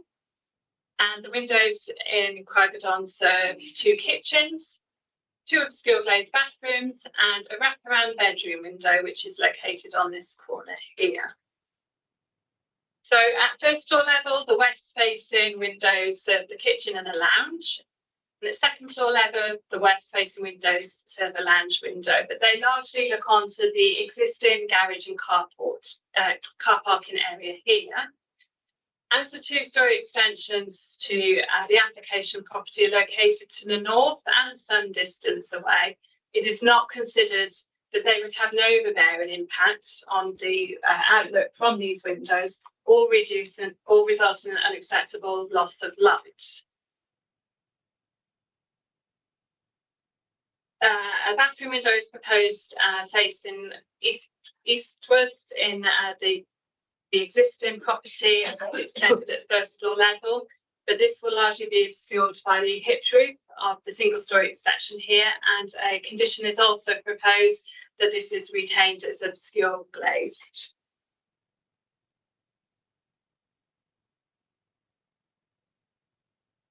So another concern of the occupants of Croydon is the impact of the proposed decking to the rear of the property and overlooking from the raised level of their communal garden. So at the moment, the property is served by some existing decking. Currently, this area directly to the rear of the house, so just off the north elevation. And previously, there was also an area of raised decking here, also to the north, which had access from this existing door. That has been removed in this area for safety reasons, but it is proposed to reinstate the decking. And this just shows you what's existing here and what was previously existing access off the door. So although the replacement decking, it will be at a higher level than the ground levels, because the site does, the ground levels do go downhill within the site to the north. It will not be any taller than what's existing and what was previously on the site. It will also be served by a screen, obscure grey screen here, which you can just see above the proposed decking. So that would prevent any direct views from this section here over the boundary wall to the communal garden serving Croydon. There is also the side-facing window within the application property, which looks directly over that wall in any case. And as you can see, the obscure glazed screen would provide some additional screening from direct overlooking from that window. So a condition is proposed on the decision that the screen is installed and thereafter retained along the eastern boundary, and officers consider that will provide some betterment on the current position on site. So in summary, the current smaller scale proposals seek to achieve a more cohesive design approach that better integrates the 2 roof types and sits comfortably within the street scene and the varied character of the surrounding area. On balance, officers consider the proposal is of an acceptable design and that impacts on neighbouring amenity have been adequately dealt with and can be secured by condition. The proposal is acceptable in relation to all other material planning considerations. And the officer recommendation is approval subject to conditions and informative notes as set out in the committee report on pages 44 and 46. Thank you, Chair. Thank you very much, Carrie. Excellent presentation. We have 3 public speakers on this. The first one is Dr. Gavin Ryder. Is an objector. If you press the microphone button, that's it. You have 3 minutes from when you start speaking. You get a 30-second warning. Thank you. I'm speaking as the acting chairman for Craigiedown Swanage Limited. The residents of Craigiedown do not oppose the development of Saltwinds as the site is in need of improvement, but the main objections to this proposal are twofold. The roof is unnecessarily tall and will be overbearing to its neighbours, reducing daylight for windows on the western side of Craigiedown and visually blocking the eastern end of Peveril Court. The roof has been made unnecessarily tall, in our opinion, in order to provide access to the covered balcony. The initial intent had been to create a roof terrace on the flat roof area of the existing building, which was clearly an unacceptable proposal and was withdrawn. But the planning officer's recommendation to remove this tall roof and the loft space from the plan was ignored. With easy access onto the flat roof from the loft space, there will inevitably be a temptation for any future owner of the property to use the roof for that purpose, even though the present owners say they do not intend to use it that way. Putting a notional restriction on the use of this roof will not prevent someone from contravening the restriction in the future and thereby causing nuisance to the neighbours. Having such easy access to the roof will be a positive invitation to do this, and such a temptation would be irresistible to a child. Making access possible onto a high roof area without guardrails placed around it seems highly inadvisable to me, but if guardrails were installed, it would de facto be a roof terrace. Such risk and potential nuisance should be physically prevented by not providing any access onto the roof from within the building. And without the covered balcony providing access to the roof, there is no reason why the contrived attic space is needed either. There is, after all, a basement at the property that can be used for storage. A much lower pitched roof structure that extends over the existing flat roof area, which would be in keeping with the roofs in Peveril Court, as suggested in the pre-application advice by the planning officer, would be far preferable and would then make this property complementary to its immediate surroundings, not a contradiction. Secondly, it is proposed to put a raised deck area at the northeast corner of the building to replace the decayed decking that had been erected there by a previous owner. That decking was erected without planning permission, so it should not have been built. The decking would essentially be a viewing platform looming over the communal garden at Craigiedown, as it is largely above the height of the boundary wall. Adding a privacy screen to the section adjacent to the boundary wall would not adequately screen the rest of the decking area from overlooking Craigiedown's communal garden, so would be ineffective. The screen would also be approximately 3 metres tall when seen from Craigiedown, which is excessive for any boundary structure. Boundary fences are restricted to being no more than 2 metres above ground level in planning rules, so this raised privacy screen exceeds that limit. We would prefer there to be soft vegetation screening. The preference would be for the property to have a patio or decking area built around the northwest corner where we'd have face into the property's own garden rather than overlooking Craigiedown's. We therefore request that the application as it has been submitted is rejected pending a revision. Thank you. Thank you. The next public speaker is Amy Float.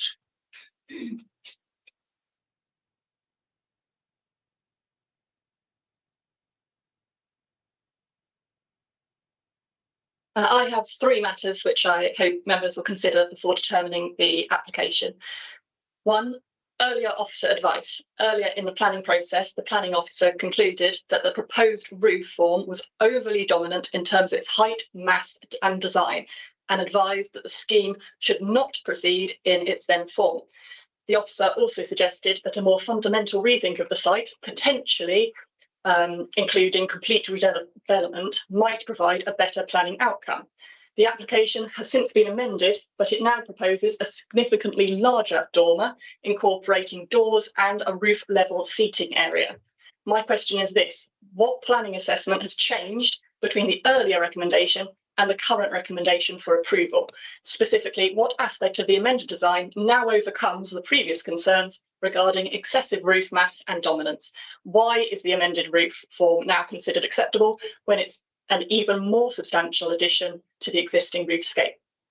I would respectfully ask that members satisfy themselves that these earlier design concerns have genuinely been addressed rather than simply altered in appearance. 2, Swanage Town Council. Swanage Town Council has also objected to this latest application. My question is, have those views been fully taken into account by members?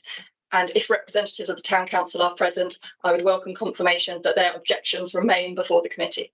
3, future development of the flat roof. Throughout this application, myself and the vast majority of immediate neighbours to Saltwinds have consistently raised concerns regarding the future use of the extensive flat roof. The amended proposal now introduces direct access onto the roof through doors, together with an external seating area. In one resident's written representation, it was requested that any permission should remove permitted development rights that could allow future enlargement or intensification of roof level use. My question is this: has this request been considered? If the local planning authority has the power to impose such a condition to protect neighbouring amenity, why is it not being recommended in this case? And without such a condition, the committee is effectively creating the first stage of a roof level occupation while leaving open the possibility of further expansion at a later date. I would respectfully ask members to consider whether suitable planning conditions should be imposed if they are minded to approve the application. Finally, I wish to reiterate that I'm not opposed to improving this property. My concern is that this particular proposal continues to represent incremental approach to development, which prioritises development opportunity over good design, neighbouring amenity and the special character of the Dorset National Landscape. I respectfully ask members to consider whether this application truly represents the best long-term planning outcome for this sensitive site. Thank you. Thank you. And the final public speaker is the applicant, who is Michelle Coral. Michelle, again, if the microphone's left on, so when you start speaking, your 3 minutes will start.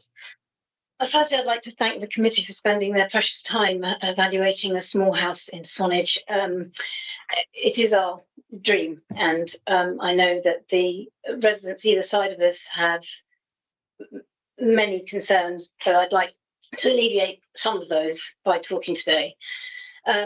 We moved to Swanage because we dreamed of living by the sea, and we've been working a successful bed and breakfast since we arrived. Laughingly, it was supposed to be a semi-retirement idea, and as you're all probably very aware, that it's actually quite a lot of hard work. So we're not second homers. We're not going to turn it around and make this development, and we're not getting any younger. We want to live there forever. This is our forever home, to put my mother would have said her age old horses, but anyway. We volunteer and support local events. We live in Swanage. We love Swanage, and we want to stay in Swanage, especially the Swanage Railway, which we are heavily involved in.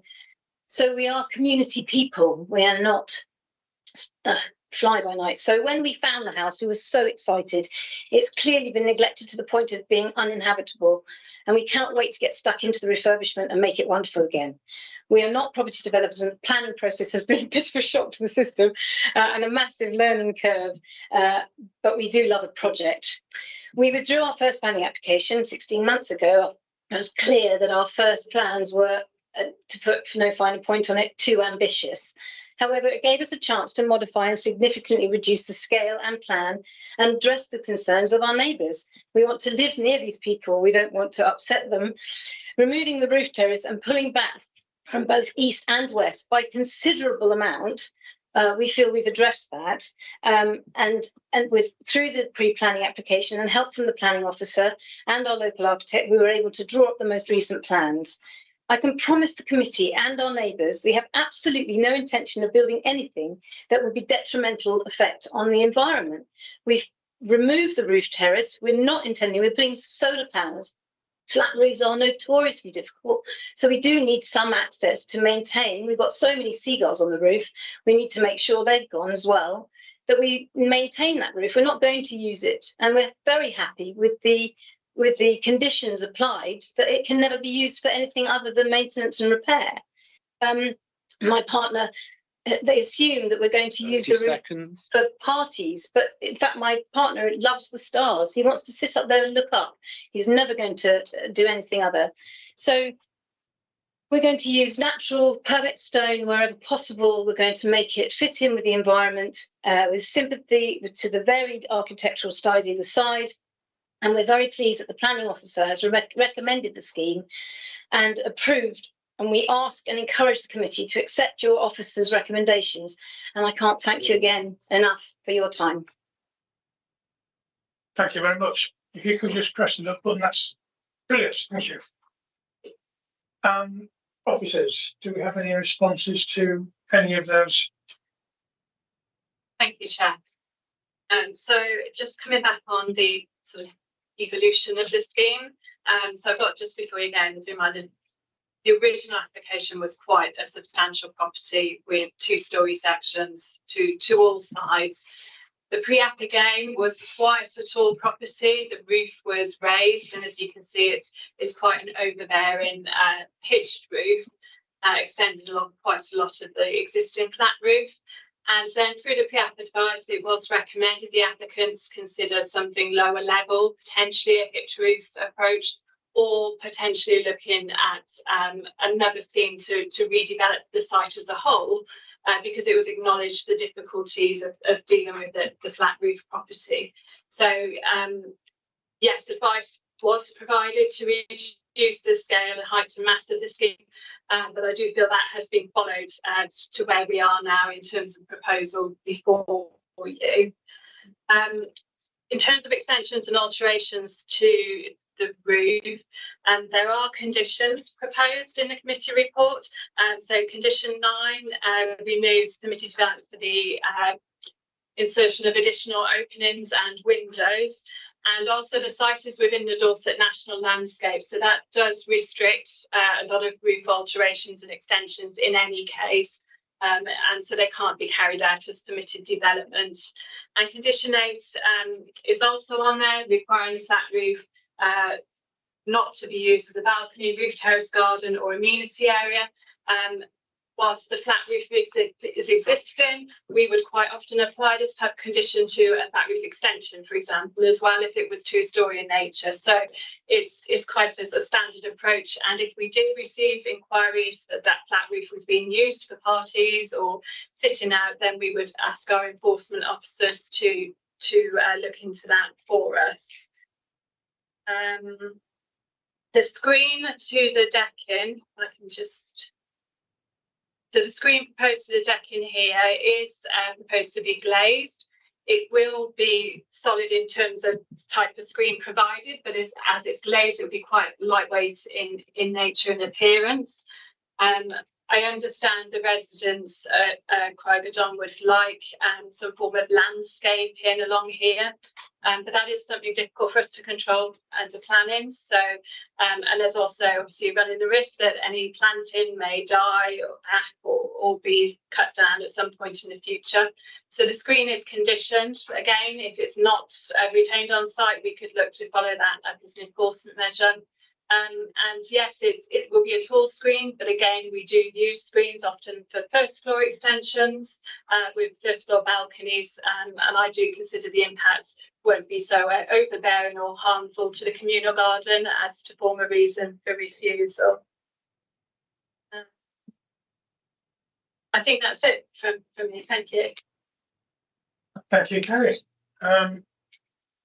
Do we have any questions from the floor? Councillor Brenton. Thank you. My question, which I'm sure is there somewhere. Oh, sorry. Councillor Brenton, Litchfield Upton.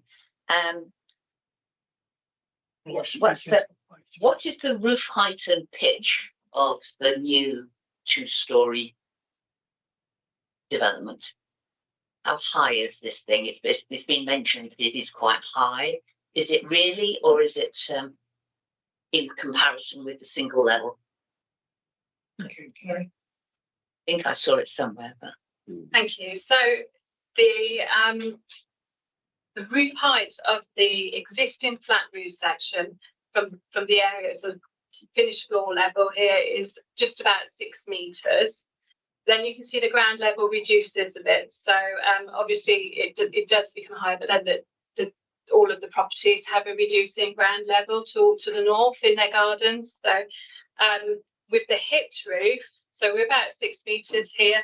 The hipped roof is taken up to at 8.7 meters above ground level and 8.5 meters above finished floor level. Because again, you can see that the floor level does extend outwards due to the variations in land levels on the plots. Thank you. Alex. Can I come back with a couple more? How much larger is this property than what is already there? What's the floor area? I mean, it keeps saying it's substantial. Have we got any record of that? I mean, obviously you've got effectively 2 more levels. Are we turning it into 4 bedrooms or 3 bedrooms or nothing at all? Thank you again, Karen. So we can measure the floor areas for you if you like us to. The property at the moment is effectively a 2-bed property, and it's going to a 3-bed with the loft room here. But also we are losing quite a lot of outbuildings as well that will be demolished. So it's just a sort of reorganisation of the space on the plot. Thank you. Thank you. Alex? Can I ask, just as a general question, do you need planning permission to put in decking? Because could that be put in at a later date, even if the recommendation is not? That was be the. Thank you again, Karen. Yes, you need planning permission to install decking over 0.3 meters in height. So any decking or raised terrace. As I mentioned in the report, there was previously decking here. We don't know how long it was on the site, but it's likely to have been lawful by the amount of time it was present. Okay. I'm sorry, I'll just be a pest, but I have a few questions here I've been jotting down. Quite a lot of weight has been put on, or from some of the objectors, about the pre-applications. What sort of weight can we give to something like pre-application recommendations? Is it just they were suggestions and we've forgotten them, or do they hold any weight? Thank you again. So the pre-application process is really us working with applicants to try and achieve the best scheme that we think is deliverable on the site. So we may look at several different options seeking to move a scheme forward.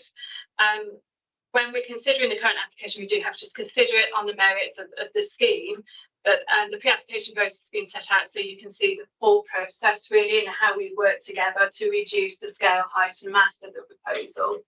And we may make several suggestions in our pre-app advice, and really it's ultimately up to the applicant and their agent to decide how they then wish to progress those suggestions at application stage.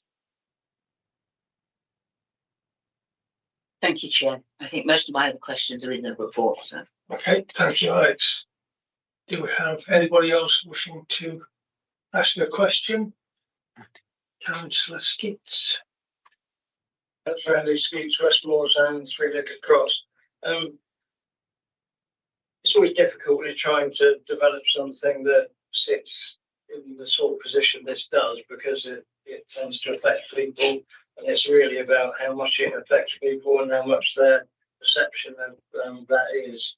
But the 2 things that stuck out to me were the fact that somebody can access the flat roofs and there's somewhere to sit, which in itself has been explained by the applicant as her husband looking up at the sky and stars, but unfortunately we've no idea how long that will continue and what the use might be perceived as at a later date, because my understanding, if there's an access to a roof and there's a seat, that sort of puts us in a position where it's a leisure area.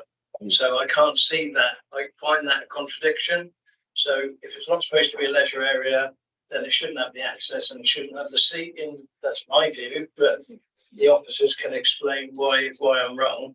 And the other thing is the screen. Can we just go back to the picture of the screen? And it was said that it would be difficult. It would be difficult to uphold some planting on the screen. So we've often taken the view that being slightly difficult doesn't mean to say it won't have a section 106 because we feel it should. But when we just look at the screen that was in question, I don't know this area, so I don't know what the construction is in front of it. But why can that not be screened off with planting? I don't really quite understand why you couldn't ask for that to be part of the or a change to the application from the officer's point of view, and could they explain why they won't or haven't, please? Thank you. Barry? Okay, thank you, Chair. So the screen here is, as I've said, solid glass. Just to the outside of it here is showing the balcony of the decking, and then this is a pivot stone wall that runs along the boundary with the adjoining flats. There wouldn't be much room to put planting in between the proposal and the pivot stone wall, but I think the other issue is that it's very difficult for us to enforce against planting being retained, and that also as a method of screening it can be quite unreliable. If, for example, it was climbers that flew down in the wind, or the planting died and then had to be regrown to that particular height, it would take time to do that, whereas the glass screen can be installed before first occupation or first use of the decking, and then we can ensure it's retained and maintained in accordance with the condition in the committee report. Thank you. You happy, Andy? No. Sorry. What about the roof? Sorry, can I just go back to okay, so the roof terrace, the flat roof is shown here, and as you can see, it's proposed to have solar panels installed on the top of it. The loft room will have a door opening up onto a balcony area here, and that will be covered by the roof to both sides. Can you see here and here? And so there will need to be some form of balcony for safety reasons, and I imagine that's required by building regulations as well. So there won't be easy access onto the flat roof. I would imagine if you had to access the flat roof for maintenance or any other reason, you would be able to sort of go over the balcony. But the idea is the seating area here is completely screened to both sides because it's under the roof, which is going over it to prevent any direct overlooking to east and west. So views would be concentrated towards the north, where you go downhill into Swanage, and then Swanage, the views towards Swanage Bay. So if I can ask a supplementary, if I may. So the view from there across, how much? I can't remember, is it 11 metres away from the nearest, or 10 metres from the nearest property, or something like that?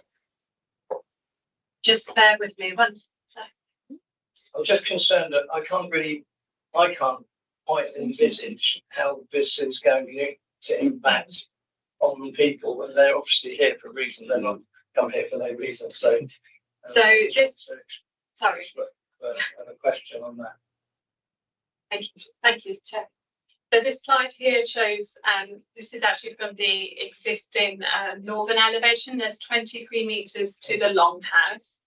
So Peveril Court is to the side here, but there would be no direct views looking east or direct views looking west because you have the roof extending over the covered seating area.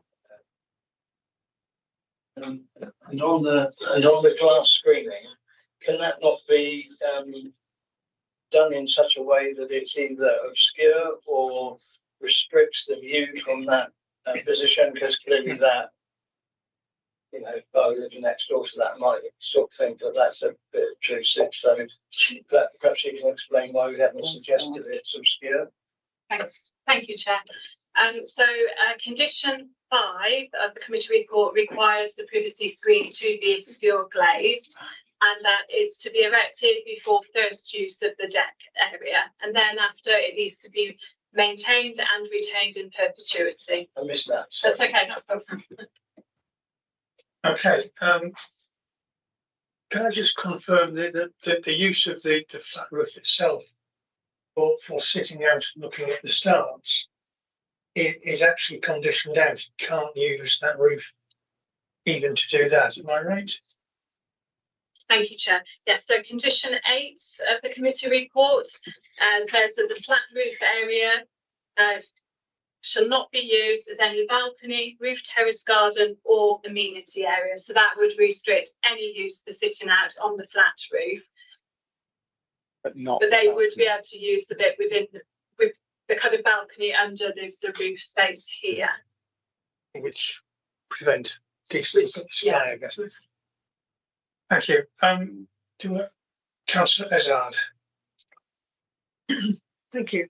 In the view that the flat roof is proposing by the owner to be covered with solar panels, I wouldn't think that anybody or any family is going to be using that as an amenity area if it's got solar panels on it. And yeah, so and the fact that there's a balcony anyway, right next to it, I would say that for viewing the stars would be probably okay from the balcony, not from the flat roof. And somebody said that when we were going through this, that there was access onto the flat roof with a door. Is that correct or not? Thank you. Carrie. The access onto the balcony is a new stairway up into the loft room here, and then as you can see there's a door onto the covered area balcony, and then a further balcony screen which would be installed for safety reasons. There's no other door access. Right. Thank you. In respect of that, I would say that can I propose that we go forward with a granting for this proposal? Thank you. Thank you, Beryl. I've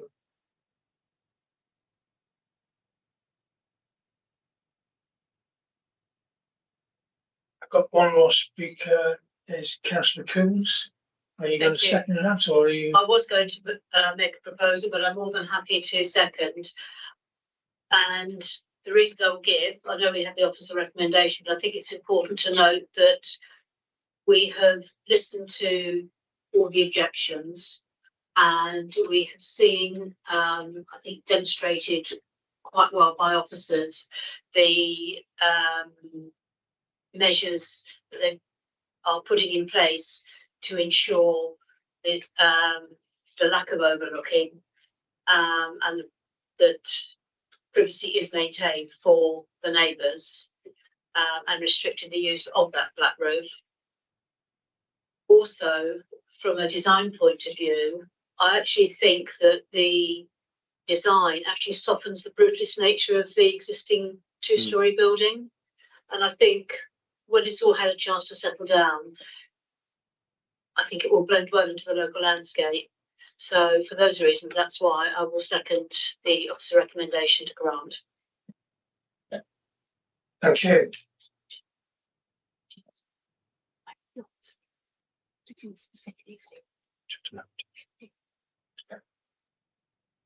Councillor, you're proposing in line with the officer recommendation? Yes, indeed. Okay, and would you also have Councillor Coombs? Yes, I take into account Councillor Coombs seconding that we have listened to the local people, and I think that every effort has been made by the planners and the owner to mitigate the worries of the neighbours. Thank you. Thank you. We've got a proposal. It's been seconded.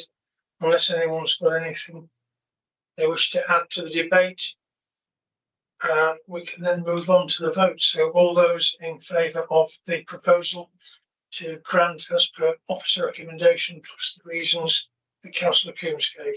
Please show hands. 1, 2, 3, 4, 5, 6, 7, 8. It's carried.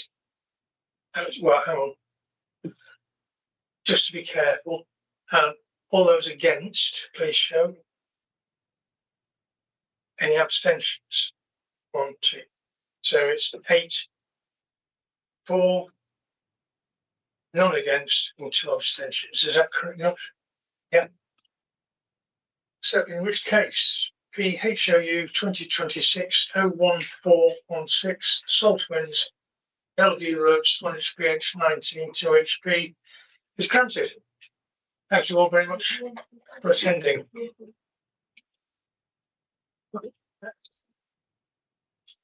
We have 2 more items to cover, which is to do with the museum in Wimborne.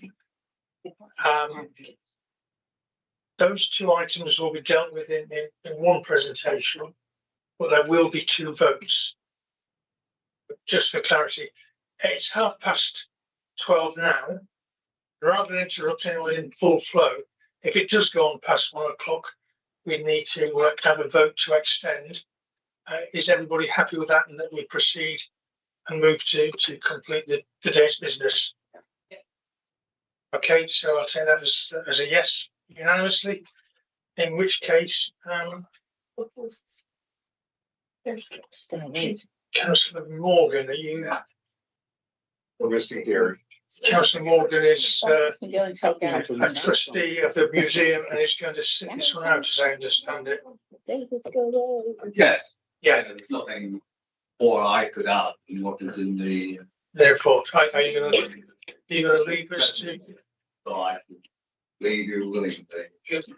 Leave us and go have a cup of tea. Gary. Go find Gary. You can send Gary back. Is it tea? Oh, easy. Ambitious. They can actually. Go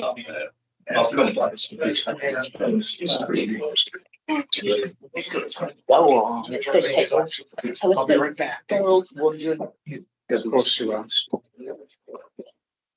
Only do we want? Are you going to tell Gary? In front of the building. Oh.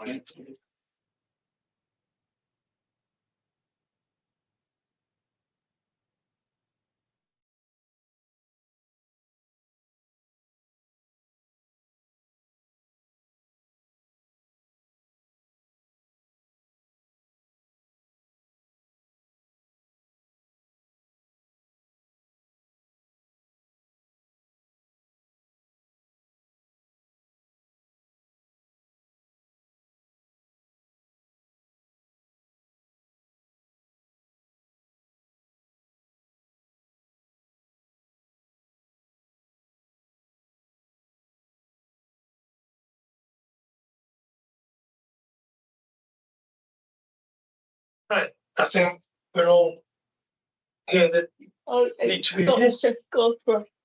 Scott's disappeared. Okay, we'll wait 2 minutes for Scott.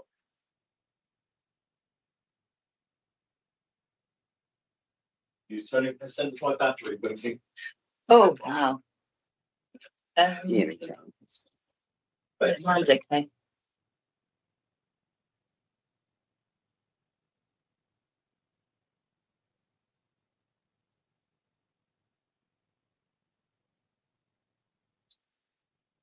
Right, so we move on to, we're going to have, as I said earlier, it'll be one presentation for the 2 items, but there will be 2 votes. Okay, so we've got the listed building consent and the advertising. And it's PLBC 2026-03245 and PADV 2026-02975, both relating to the Museum of East Dorset, High Street, Wimborne Minster, Dorset, BH21, 1HR, and a presentation will be from Ellie. Ellie?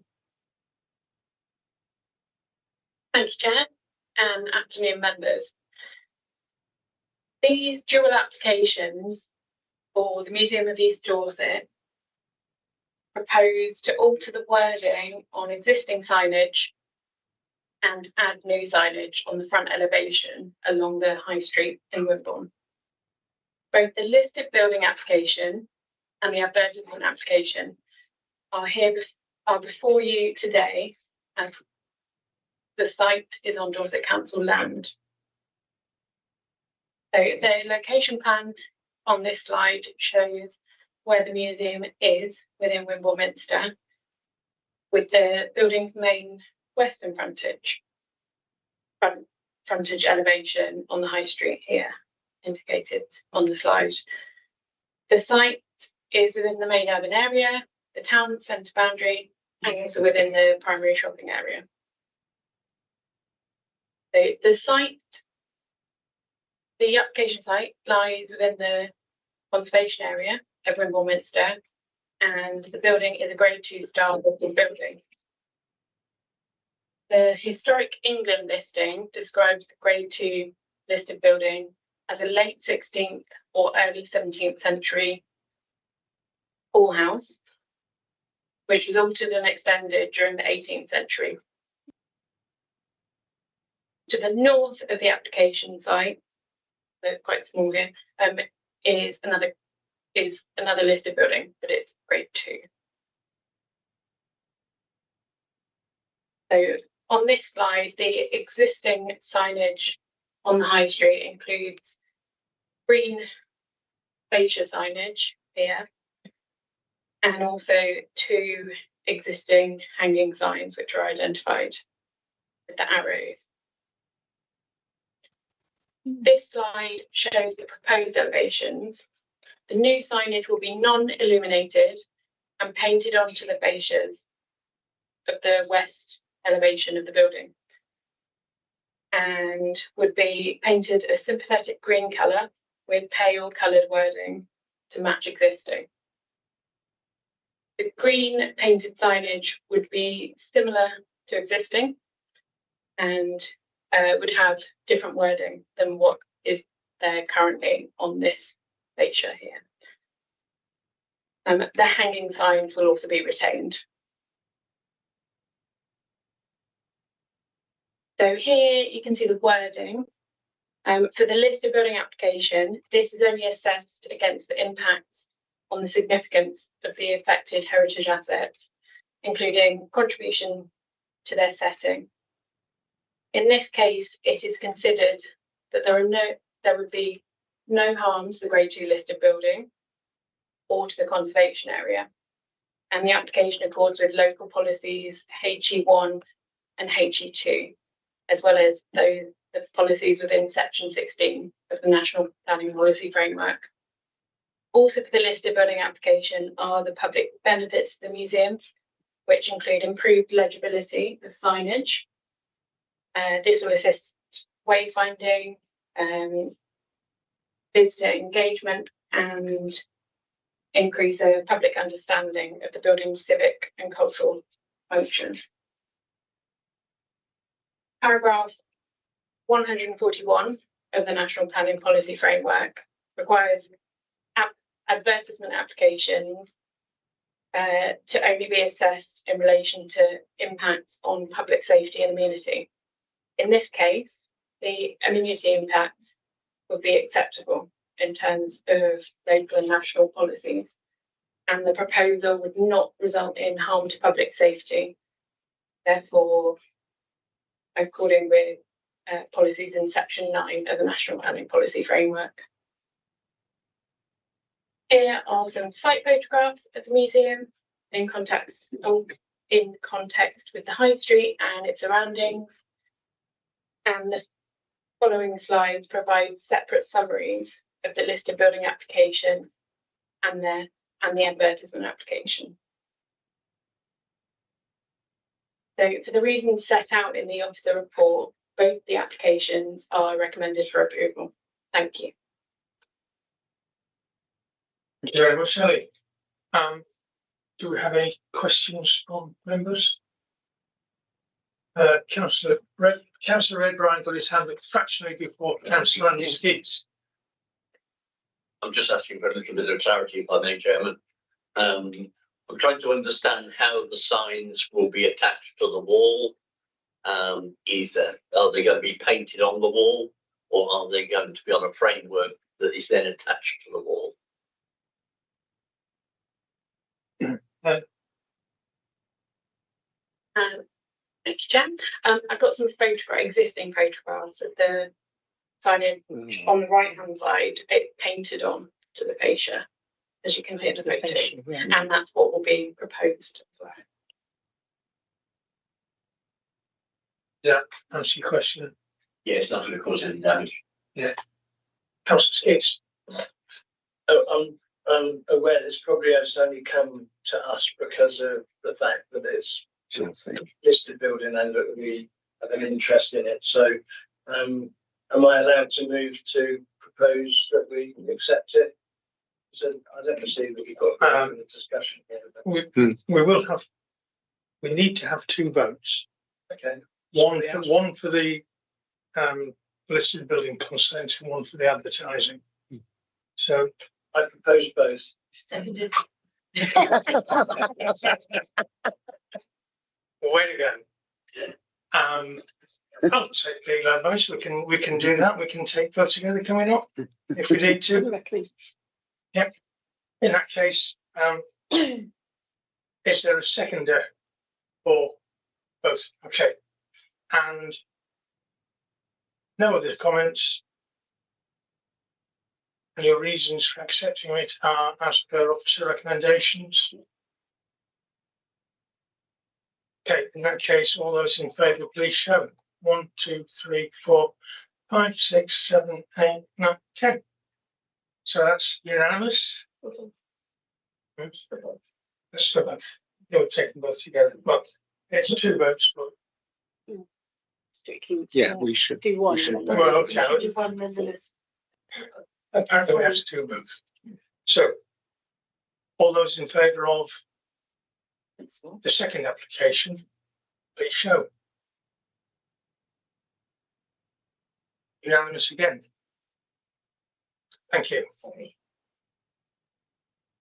In that case, PLBC 2026-03245, Museum of East Dorset, Abbey Street, Wimborne Minster, Dorset, BH21 Lakeshire is granted, and PADV 2026-02975, Museum of East Dorset, Abbey Street, Wimborne Minster, Dorset, BH21 Lakeshire is also granted.